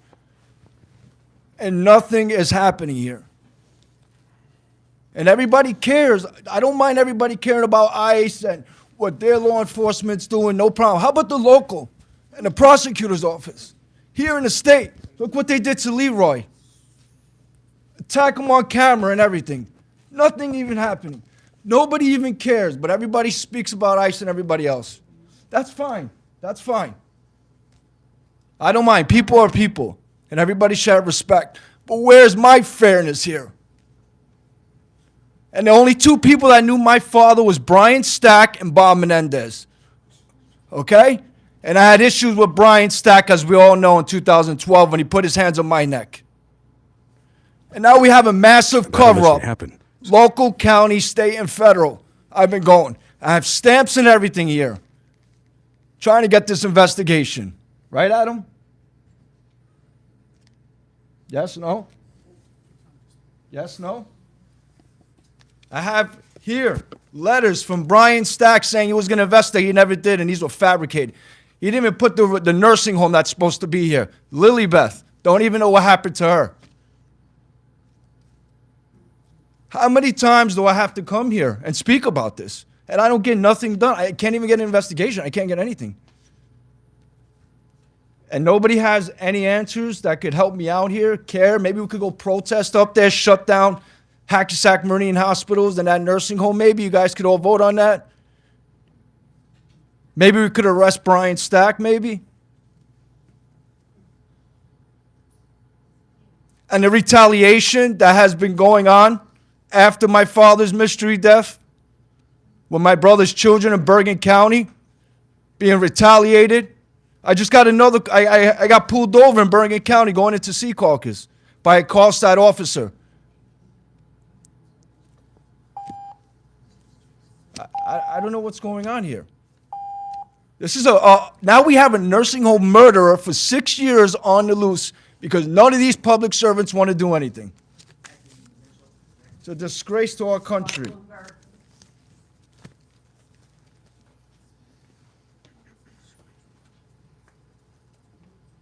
Am I ever going to get anything from Esther Suarez and Wayne about my father dying of COVID? Or that was all made up cover? Prosecutor's office tomorrow. And I'll get something? The truth? Thank you. If you watched the Super Bowl this past weekend, you might have seen an ad for Ring Camera where they introduced a feature for finding lost dogs. It was kind of heartwarming, unless you know that Ring and Flock Safety signed a contract to integrate their surveillance systems. If you can track a dog, you can track anyone. Yeah, they got a lot more and speakers so here, so I'm going to. DHS and ICE. I'm going to I've come over here. previously Then I'm going to come in keep here the and live spoken going. about surveillance And I'm going to systems talk to such the as commissioner Flock, O'Day focusing afterwards. And there was primarily the other woman on, you heard. the ALPRs, the license And plate readers. I got the exposure But the report here, surveillance too. networks go beyond that. We have them in And I our want parks, we have his them in thoughts as county well buildings, we have them of in this. municipalities. And I literally A lot of told these Lieutenant, networks "Just review this, David, allow for exposure report. nationwide Please subscribe searches to be him done. I now recognize as that that well. helps Exposure law report on YouTube with enforcement. David Snow. Um, And I it's a literally double-edged brought to sword, them though, as well. Information from a third-party agency that said I that sent an Lieutenant email Matt to each of Fedro you did it. last he night. sent I realize you may unsolicited not have had a pictures of chance to look genitalia at it, but I to would a ask female that you police do in the next County day or sheriff, so. and attempted It to included unhook a her bra, video which was showing as how assault. some of these And surveillance networks Commissioner O'Day's the only one that had have some security basic curiosity flaws about this. themselves that There's no allow criminal charges pending members on of this the guy. public So access to What's being real-time litigated? feeds They can't of speak these, about it because of what's these being litigated? systems What's so being that litigated? He did it. anybody can see Right. if a According child to is this, playing in him a and I park gotta say it. unattended, According for to that, example. they've confirmed that. outside law Similarly, which was, you know, by in the the way, I wanna larger give scale, concerns props about to what the federal previous government is Hudson doing County and what they're attorney, patching Don into as Batista, well, from what I whether it's understand, directly he assisted or whether it's He through was the third head of the parties law on there as well. And he I said did you receive an have to have not only update at an the start of internal this meeting investigation, that they the found him, readers they that I call it mentioned sustained. previously in Right. Secaucus They are said the supposedly allegations on a were sustained. They closed said network. true. Which Then sounds Don like Batista, good the news. previous Hudson County attorney, I guess he what I said- just want to ask at this point is for the county the only to mic I got. I usually have two. perform a more substantive hearing all this. audit I'm gonna of get the other mic. essentially all the security Oh, they're systems that hearing you're that. using. You hear double. Get You're a hearing data security both rooms at expert the if same you time. don't What's have up, one on everybody? staff I to just look made at it barely what in some of the time here. security flaws are out there as Just well. wanted to support Leroy. To determine if I it's actually really was as at work. safe I and just got secure out. for Was all your passing the residents area. as- Like, let me as- pull as up they real quick. propose to be. Thank you. But these people, you know, you have a lot of people speaking on ICE and know your rights. We've been coming in here trying to tell people their rights for the longest time. When our rights were being violated, when we were Now told we we got the couldn't other mic. speak, when we were told we couldn't take pictures, when we were told we had to sign in X, Y, Z, and we're telling everybody enforce your rights. And now, you know, if they're taking away the littlest of your rights, what's going to happen? They're going to come for you, and now everybody's going to come and try to say we have to know our rights. We've been trying to tell you your rights. You weren't listening. Right.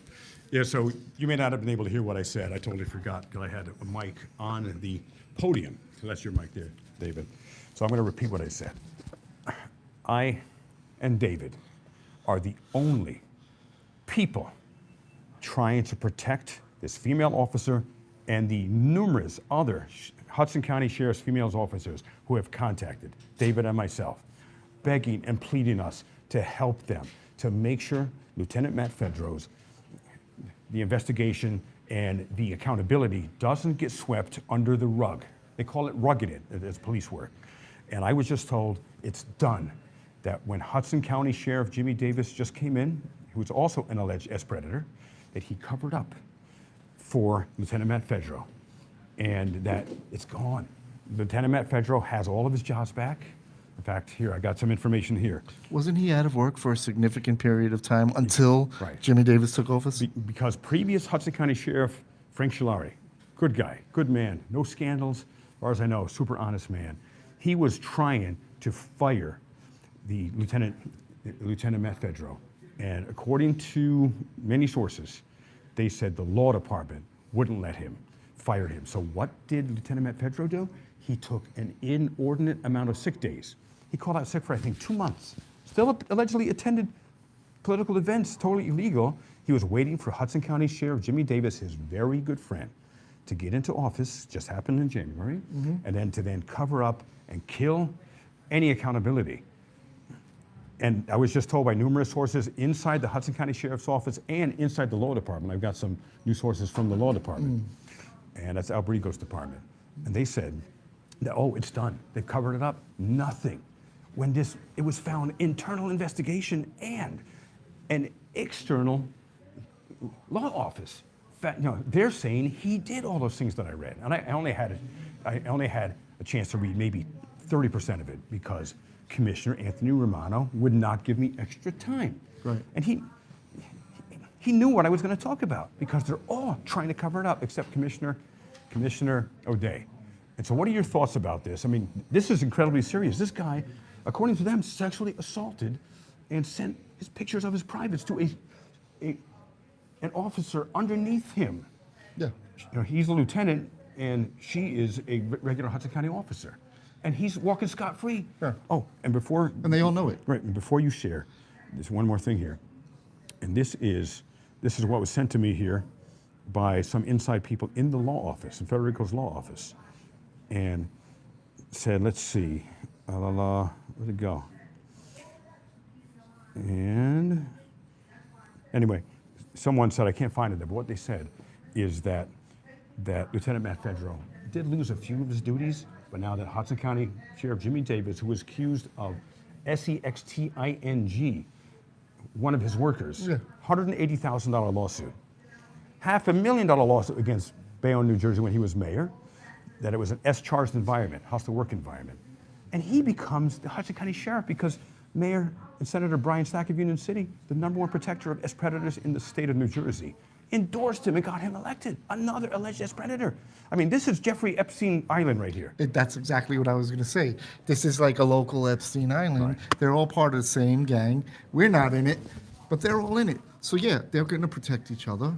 I mean, because they're all doing the same thing. You got Jimmy Davis settled lawsuits for sexting, that thing. Right. And then you got his boy Matt Federal, who he's protecting, and the numerous other people that their little clique not only protects, promotes.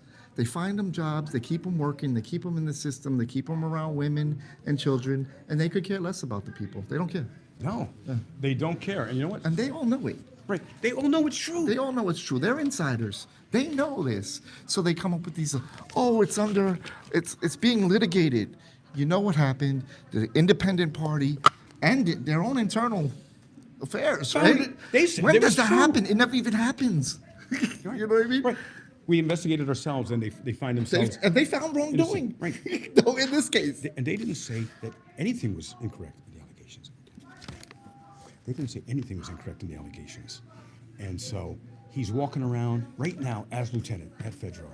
He should have been charged and arrested, but the Hudson County Prosecutor's Office, which is bought and owned and sold by corrupt Union City mayor and New Jersey State Senator and head of the New Jersey State Senate Judiciary Committee all simultaneously, Brian Stack. That's the judicial, executive, and legislative branch. Yeah, you got them all covered. And no one else is protecting these women. We will not let Lieutenant Matt Federal get away with this. And if not for David and his courage and the work that we're both doing, he will get away with this. And so if anyone is inspired to peacefully contact the Hudson County Prosecutor's Office, if anyone can put that in here. And Mods, if you could put it in here, anyone can put it in here. And I know it's been a long meeting here, and we don't have a lot of people in here, but you're the ones that count. And so I really appreciate each of you here. Right.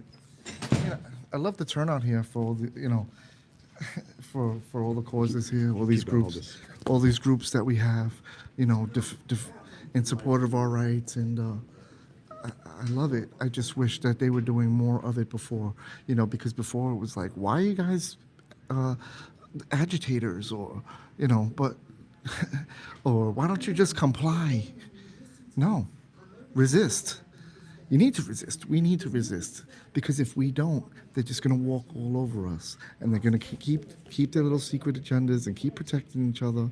But we have to resist that, right? You and I and everybody, the people, we have to resist that, and that's what we're out here doing, that work to resist it.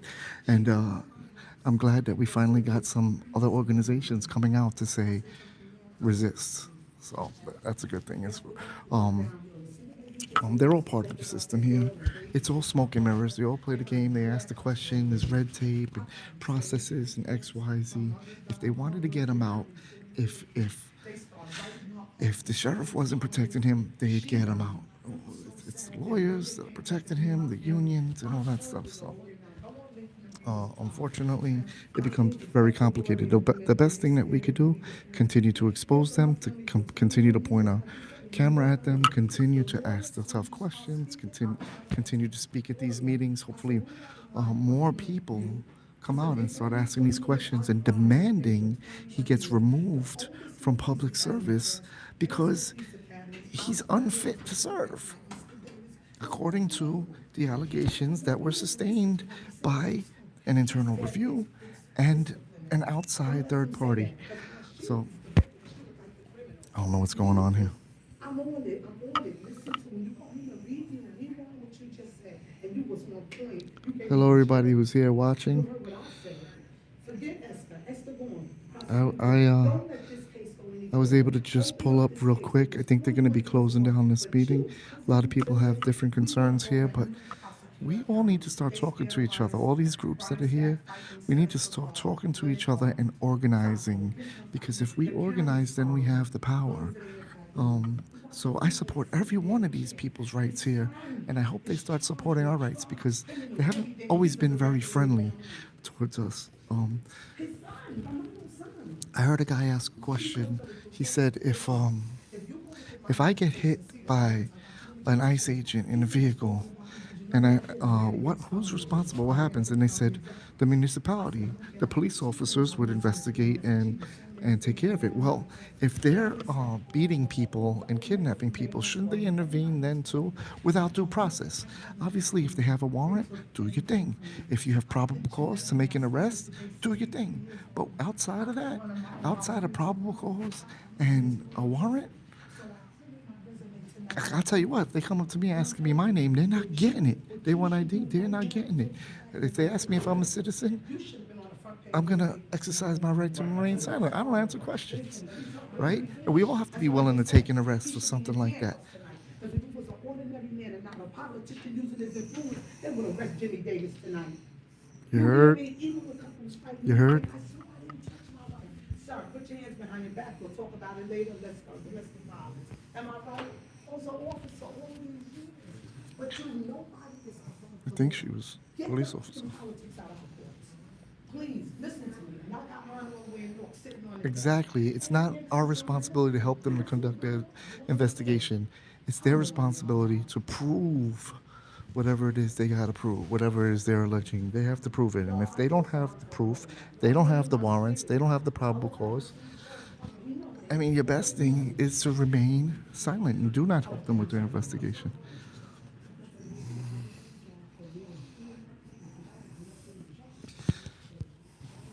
They're asking her to lower her volume. I'm learning a lot in my older age, too. I didn't know my rights when I was young. My rights have been violated numerous times growing up in New York City and in Jersey, numerous times. And if I knew then what I knew now, none of that would have happened. I could have had several lawsuits.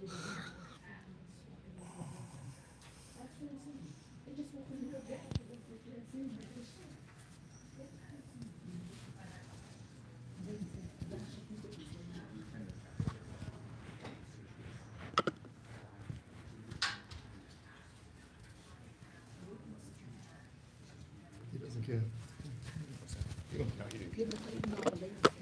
They do.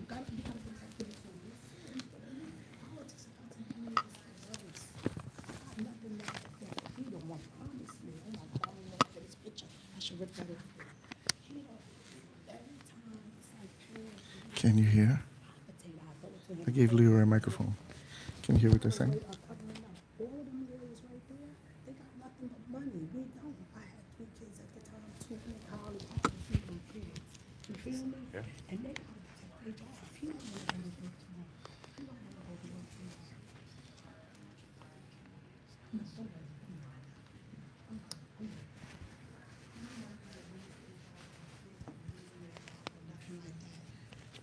I'm being honest.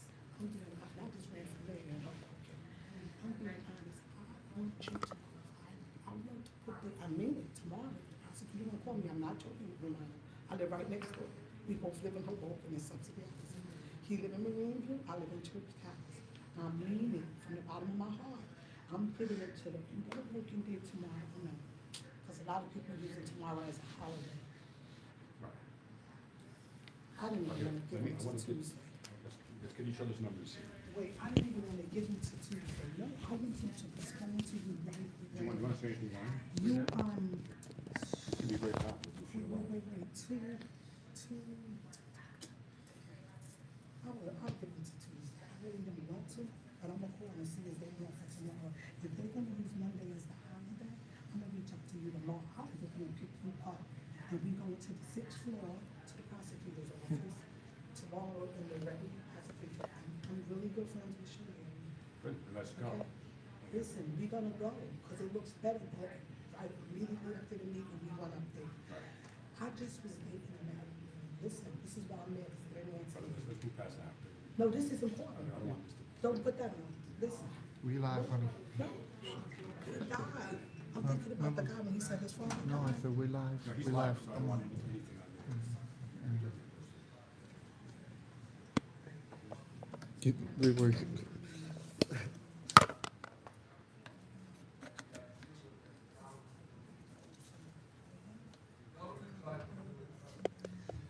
Seems like she was sharing too much personal stuff there, so Leroy gave it a heads up, like chill.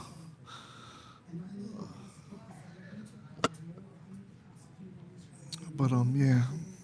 So all these sheriff's officers here, they seem to do a pretty fair job. They haven't violated us, and they're kind of polite and cordial and everything like that. But they don't care either that their coworkers are, they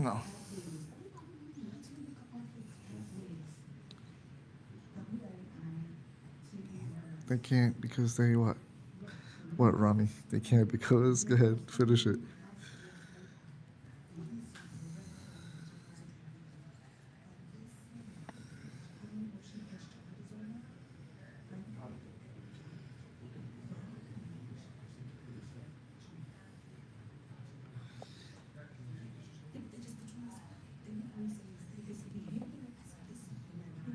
You guys want to go back into the meeting or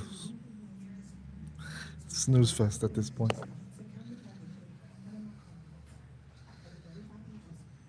It's the thin blue line, yep. What's up, Michael Dolan? Who else we got in here?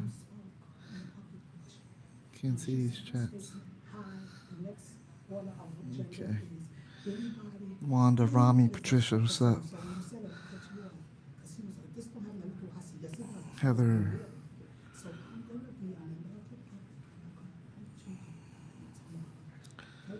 Louise, not Thelma, what's up? Ice cream. Bruce. Jody.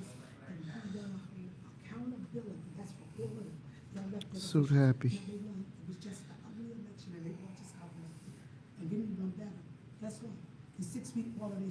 What's up, everybody?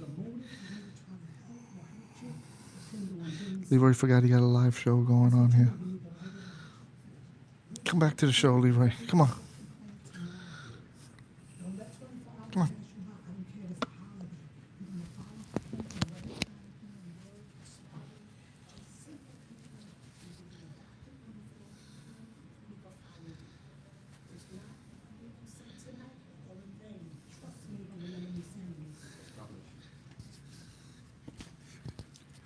All right. She was an alleged victim of assault, and she said they covered it up. And this was like, I don't know, 20 or 30 years ago. And she said they covered it up just like they're covering up Lieutenant Matt Fedro. And she underlined that the attorney, Alberico, who's the county attorney, said it's a disciplinary. It's not criminal. He said it was crazy. He said it was disciplinary. It's criminal. If it was us, we'd be anyone else, we'd be facing charges. Even domestic violence, for example. Even if there isn't a witness, the woman accuses a man of they're taking you out of there. They're going to say, okay, put your hands behind your back. We will, we'll sort it out. You're going to get arrested. You're going to get charged. And here, how's that? Is that better? And I have to talk quietly. They sent sheriff's officers out here. So hopefully this is better. I'm going to hold it close to my mouth here. Got to talk quietly because they're still having the meeting there. And so, literally, this is from an outside attorney in New Jersey that did their own investigation, and they said it was all true. And all there is You're gonna give them a copy of that, right? Oh yeah, I'm going to give Bill O'Day a copy because they won't give it to him. And so Commissioner O'Day's going to get a copy after this meeting is done. We're going to give it to him. We're going to ask him what's he going to do about it. And they literally said it's under disciplinary review. It's got to be under criminal review. This is insane. Trish, what did you say? No, they are still pursuing the case. No, they aren't. I was told this week it was dead. Yeah, it should, disciplinary review. It should simply be, Matt, you're terminated. Turn around, place your hands behind your back. Right. We're not going to let this go. And by the way, both of us love our lives. Our brakes are good in our car. Yeah. We eat healthy. I would never hurt myself. No, we're not going to do anything to ourselves. So if anything happens to us, this is exposing the dirty, rotten, rancid underbelly of Hudson County and Union City. Mayor Brian Stack, Hudson County Sheriff Jimmy Davids, alleged S-predator, Lieutenant Matt Fedro. And not only is he, according to them, an S-predator, according to this outside agency, He is also the head of the Democratic Committee of Baylor, New Jersey. What a huge liability. Like, why would you even want to protect him if you were in their position? Why? I don't care what friendship they have. It's irrelevant. It's time to go. Right. You had a good run, buddy. Right. You're out of here. You're out of here. I mean, why is it two men in a county of hundreds of thousands are the only ones protecting this Hudson County Sheriff female officer and others? We've heard there are others, and that there are other Hudson County Sheriff's officers who also have assaulted. It cannot be covered up. This is the Jeffrey Epstein of Hudson County, and the leader is Union City Mayor and State Senator Brian Stack, because we are also been exposing the extreme allegations against Union City Assistant Principal of Union City Schools, Edwin Marinas, who is alleged to have exposed himself to children as young as 7 years old for 20 to 30 years, and he's still going to school right now. Mayor Stack not only won't suspend him, Hudson County Prosecutor's Office, who I personally met with, won't do a real investigation. They said they're doing one, but it's like this fake investigation apparently. It's like they won't interview That people. seems to be what it always is here in the county. Yeah. It's these fake, we're investigating it. Nothing ever happens when they're investigating themselves. And I told him how to investigate it. I met with the captain of the Special Victims Unit, which is the S-Crimes Unit, and also a lieutenant there. And I said, you need to interview all of the classmates. There's two people that came forward. Jonathan Almeida, class of 2003, and Michael Torres, 2006. And in the exposure report, David Snow and myself, we interviewed Jonathan Almeida, who bravely came forward and said, during football practices, when he was a child in high school, that Edwin Marinas would gather all the football players together in a huddle, and then suddenly ask, hey, who wants to see my ... And according to Jonathan Almeida, he would whip his ... out and show all the children. And he did this for decades. And the other coaches know, and the teachers knew, and not a single person reported it to the police or to the Child Protective Services of New Jersey. And Mayor Stack's been protecting him now. And also, he allegedly had with numerous students, dozens, possibly hundreds, and he even married one of those students. Again, I'm speaking quietly because the media's going on. We don't want to disturb the meeting there. But hopefully you can hear me. Let me know if you can hear me because I'm talking quietly. And he's still working. He's still going to school every day. It's been over 2.5 or 3 months since Jonathan Almeida came forward publicly, and Michael Torres. Like 2.5. Yeah, at least 2.5. And he's still working. 3. 3 months. Over 3 months. Yeah. 3.5 almost. Hey, greetings, everyone. Lacey, everyone, Patricia, so good to see all of you. So we're not going to let this go. And this woman, she's a powerhouse. Yeah, and she's passionate. She is a powerhouse. Yeah. And she asked me if I would go with her to the Hudson County Prosecutor's Office. But you're not going to the 6th floor. Oh, they're going to take us to the 6th floor. They're going to escort us to the 6th floor. You're going to escort, yeah. Because the 6th floor is a major fire hazard, and that David Snow, the exposure report, he discovered this extreme fire hazard inside the lobby of the Hudson County, New Jersey Prosecutor's Office. Extreme fire hazard. There was no egress in case of a fire. It was 2 magnetically locked doors and elevators. No way to get out. It was like that for years and years and years. Hudson County Prosecutor's Office, they're supposed to know the law. He discovered it, and I reported it. I think he reported it too. And I don't know, how long did it take? Do you remember? We had to come to a bunch of meetings and address it too. It took, you will say, way too long for them to finally stop the public from going to that 6th floor. Yeah, now it's shut down. Right. Now, it's restricted. Right, it's restricted. And I came here to a meeting, it was 1 or 2 meetings ago, and I asked the commissioners to give this man right here a commendation because he may have saved lives. I said, you owe him a commendation for finding an egregious fire hazard right inside the Hudson County, New Jersey Prosecutor's Office. Esther Flores, which she has been considered the dirtiest Hudson County prosecutor, possibly in history of the state of New Jersey, who was completely controlled and owned by Mayor and Senator Brian Stack, former alleged lover. She used to work for him allegedly as in one of his organizations, maybe Union City First or his alleged money laundering organization, which is Brian Peace Stack Pacific Association, alleged. Now, she suddenly left, giving 2 weeks' notice, and she's working for this prestigious law firm now. Pretty interesting how all of a sudden she left. All of a sudden, Chief Ficini of Union City left. And who knows how many more are going to be mysteriously that we're investigating and discussing are going to just mysteriously leave. They suddenly leave, and there's a lot of possible reasons why they suddenly left. You can fill in the dots on that. Why would they suddenly leave? People major in Brian Stack's circle, suddenly gone. We're not going away. We're committed to helping, we're calling her Maria, and the other sheriff's officers. And we have had numerous female and male Hudson County sheriff's officers, because 99% of them are amazing. It's the 1% that are the bad ones, are the ones that are protected, because they're in the inner circle. They're in the Mayor Brian Stack, Sheriff Jimmy Davis circle now. So if you could put the Hudson County Prosecutor's Office phone number here again, just peacefully, we cannot let this die. It died this week, I was told by numerous people, including in the law department of Hudson County. Alberico's the head. He was just picked the head. Oh, and you know why? Don Batista, the previous head of the law office attorney, he supposedly was removed because he insisted on having Matt Fedro investigated the right way. Think about that. And he's gone. And Federico, it's a disciplinary issue. Connect those dots. Right, connect him. So anyone who knows Don Batista, tell him Leroy Truth and David Snow said, good job, if that in fact is true, that you did the right thing at the time, and they took you out. We're not going to let this go. This woman needs justice to the full extent of the law, always peaceful, but Lieutenant Matt Fedro, this cannot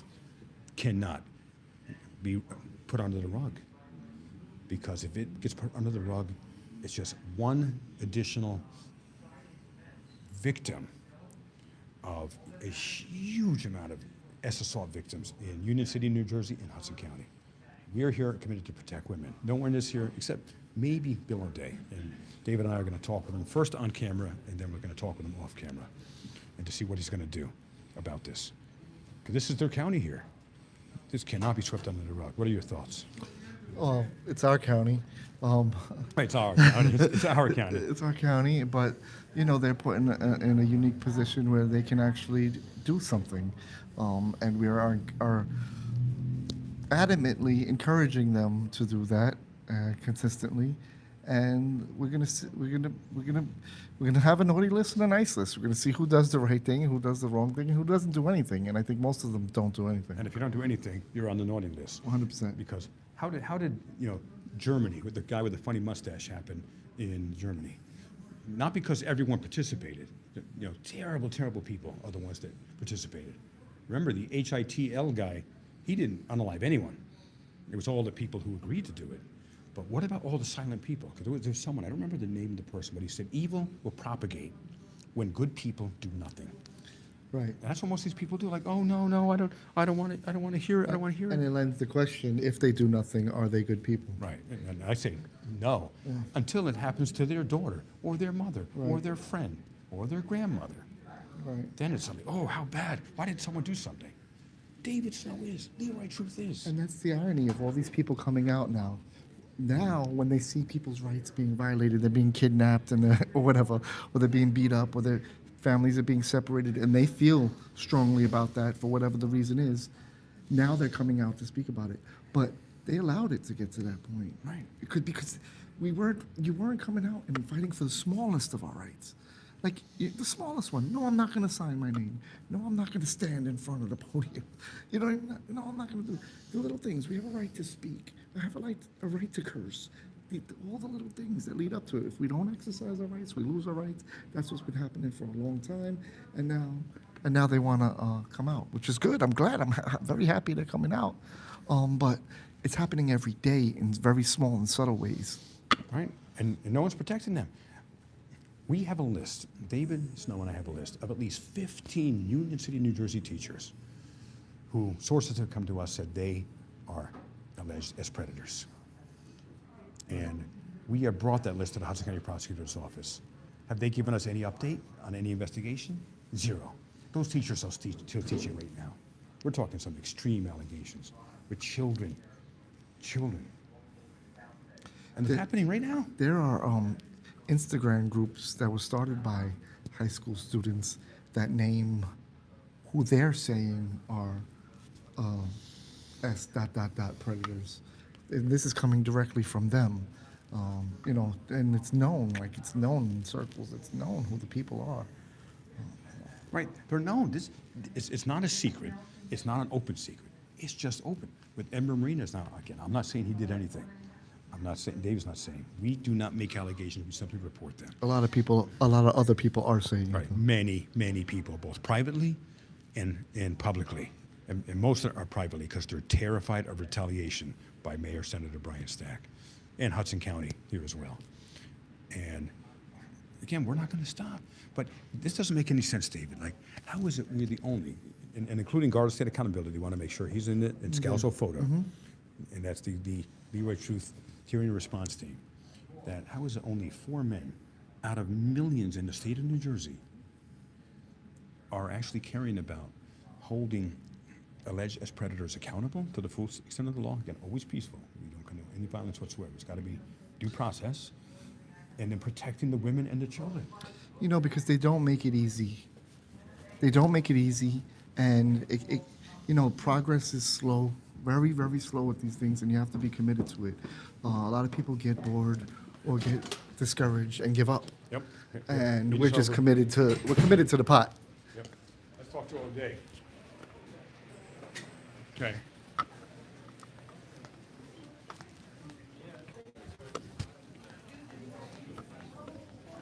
You have the paper? Yep. Hey, Fanny. Congratulations. Congratulations to you on the Port Authority. Congratulations. And where was Capelli? He said some good things. Here's Commissioner.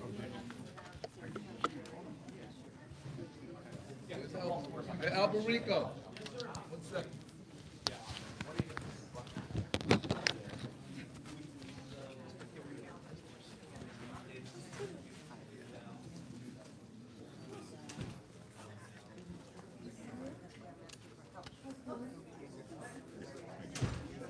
Thank you for the, Carol, thank you for the placement today, too.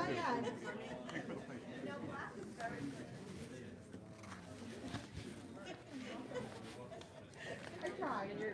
I got a quick question, Alberico. You said it's only disciplinary. It's not criminal. It should be criminal. Well, the law department cannot handle criminal matters So for who a d- civil firm. All right, so who does then? That would have to be the prosecutor's office. All right, and I've heard they've been refusing to see it so far, but I'm not going to let this die. I'm not aware of anything about Right. it. Obviously, it all goes through the proper chain of command. Clearly, unlike I may be told in the past to you, as I promised last time, this matter is moving forward the right way. I appreciate you talking with me. And one last question. Are you disturbed by this? Because these aren't, according to this isn't allegations. They're saying they're true. In my line of work and in general, anything that should be handled because it has any matters that are serious, they just have to be handled accordingly. Because it has to go through the process. But anything, like others have said, anything that is of serious nature has to be taken seriously and has to go through the process seriously. So absolutely, anything. Can you come with me to the Hudson County Prosecutor's Office next week with these I don't have papers? jurisdiction for that. What's that? I don't have jurisdiction over that. Well, you don't have it over them, but you can come to support doing the right thing to protect this female sheriff's officer. In my role, I have to ensure that the legal process is done correctly. So once it has to go somewhere to the next level, if that's where it needs to go, that's where it needs Well, to it'd be great for you to come with me because I think they're going to listen to what I have to say a lot more if you're there with me. It's outside of the scope of my duties, and that's the problem. I don't want to go over, step over other people's shoes. I think you should in this case. All right, let's talk to Commissioner O'Day. There's that paper. You got it.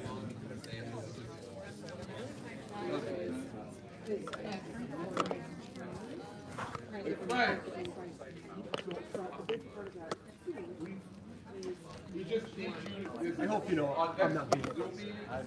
And I hope you know it's my job. No, it's not even that. I think our job is to work. All right. So here, I wanted to give you this. Now, I've gotten this from numerous people this past week, and they are extremely horrified. These are coming from sheriffs, officers, female officers, male officers. What Alberico said today, he said this is only being considered disciplinary action. There's no criminal. And I'm not going to let this go because these are crimes, and this came from the office, the law office. Now, that's not directly the people who sent this to me, but they said that's word for word part of the report on the findings, and they said it's true. I'm not saying it was true. They said it is, and then also the Internal Affairs said it was true, and Sheriff Chilari, good man, he was trying to get Lieutenant Matt Fedro fired for months, and Lieutenant Matt Fedro called out sick for like 2 months to wait until Hudson County Sheriff Jimmy Davis came into office, so that Jimmy Davis and Craig Guy would protect him. You can't fire a person if they're out on leave? No, and so it was all a part of the strategy to wait till Jimmy Davis got into office, and they are terrified. The victim's terrified. Other female officers are terrified. This guy, according to that paper, the findings from this law office, I can give you the name of the law office off the record, and they said that Lieutenant Matt Fedro did unhook her bra. They said that he did send pictures of the law office that did the findings? Yes. I should be able to find that from us because we're the ones Right. that have an outside. Bingo! You should get the whole report. But I'm giving that to you so you have it Well, immediately. I'll ask for the report, and if there's something there that would rise to criminal, It's I'll right. forward it to law Right. enforcement, It's- maybe either state and federal level. All right, it's right in there, and but but this is directly from the report. But the thing is, the Hudson County prosecutor Wayne Mello so far has refused to press charges on allegedly because of Jimmy Davis and Mayor Brian Stack. And so I'm asking you. I'll forward it to other agencies. All right. I don't have the. Unfortunately, Right, I don't but see, you control have the ability to connect with high-level people who will hear you, including federal agencies. They have to get You know, involved. I'm an elected official. If you tell me, if you give me information on an alleged crime, I have an obligation to. Bingo. Why are you the only one who understands that? I don't know why I'm doing it. Maybe others do, they just don't tell me. Okay, can you have your guy contact me, because I want to know what happens. I'll follow up with Corey. I'll have to Yeah. call him and check. Okay. All right. Yeah, okay. And this is serious because I was told this week it was rugged, it was killed because of Jimmy Davis being in there, and it can't happen. Yeah, and please read that carefully. Thank you. All right, so that's Hudson County Commissioner. Let's turn this around. Now, you notice what he did though? What did he do, David? Oh, where'd this? Put it back in. It keeps. I gotta get some blue, Mike. Hold on. I mean, what did he do? What he did, well, he looked He at ran it. away. He looked at it, and then he said he would forward it to someone else. So he passed the buck. Well, what was he doing? But he was. But he was. Yeah, the body language was. No, he was like, why didn't he stay until we were done? I wasn't done. Because it's it's controversial, it's uncomfortable, and he knows the consequences of going against the grain here, and he knows this is putting him in a position where he has to go against the grain and the rest of the machine. I mean, he's a smart man. He's been around for a long time, so there's nothing that we're telling him that he doesn't know, and he knows the repercussions because of it. But so what? Like, no, bleep the repercussions, right? Right. I just reported a crime to him, according to this outside law firm. A crime of assault against a Hudson County female police officer, and this guy is not only working right now, he's a lieutenant, and he's the head of the Democratic Committee of Bayonne, New Jersey, and great friends with the current Hudson County Sheriff, Jimmy Davis. That's the irony of all these people coming here asking them to protect the undocumented when they're not even protecting their own sheriff's officers from themselves. Right.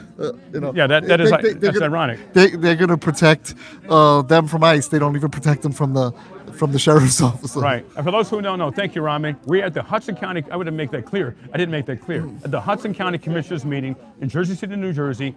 I just reported the crime publicly to all the public here and every single commissioner here, according to this law office, who said they found him, that the allegations they say were all true. Right. And why didn't everyone stand up and say, hey, we're going to have the Lieutenant Matt Fedro of Hudson County Sheriff's Department in New Jersey here arrested tonight? Here. Can you give us the papers there? Yep, here's the papers. Okay, we're gonna do our due diligence tonight, because we cannot afford to have an S-predator on the loose, especially one with a gun and a badge and a lieutenant. And there's a victim who came out on the record and filed reports. Yes, This right. is not like it's just some anonymous person. This is on the record. This is all on the record.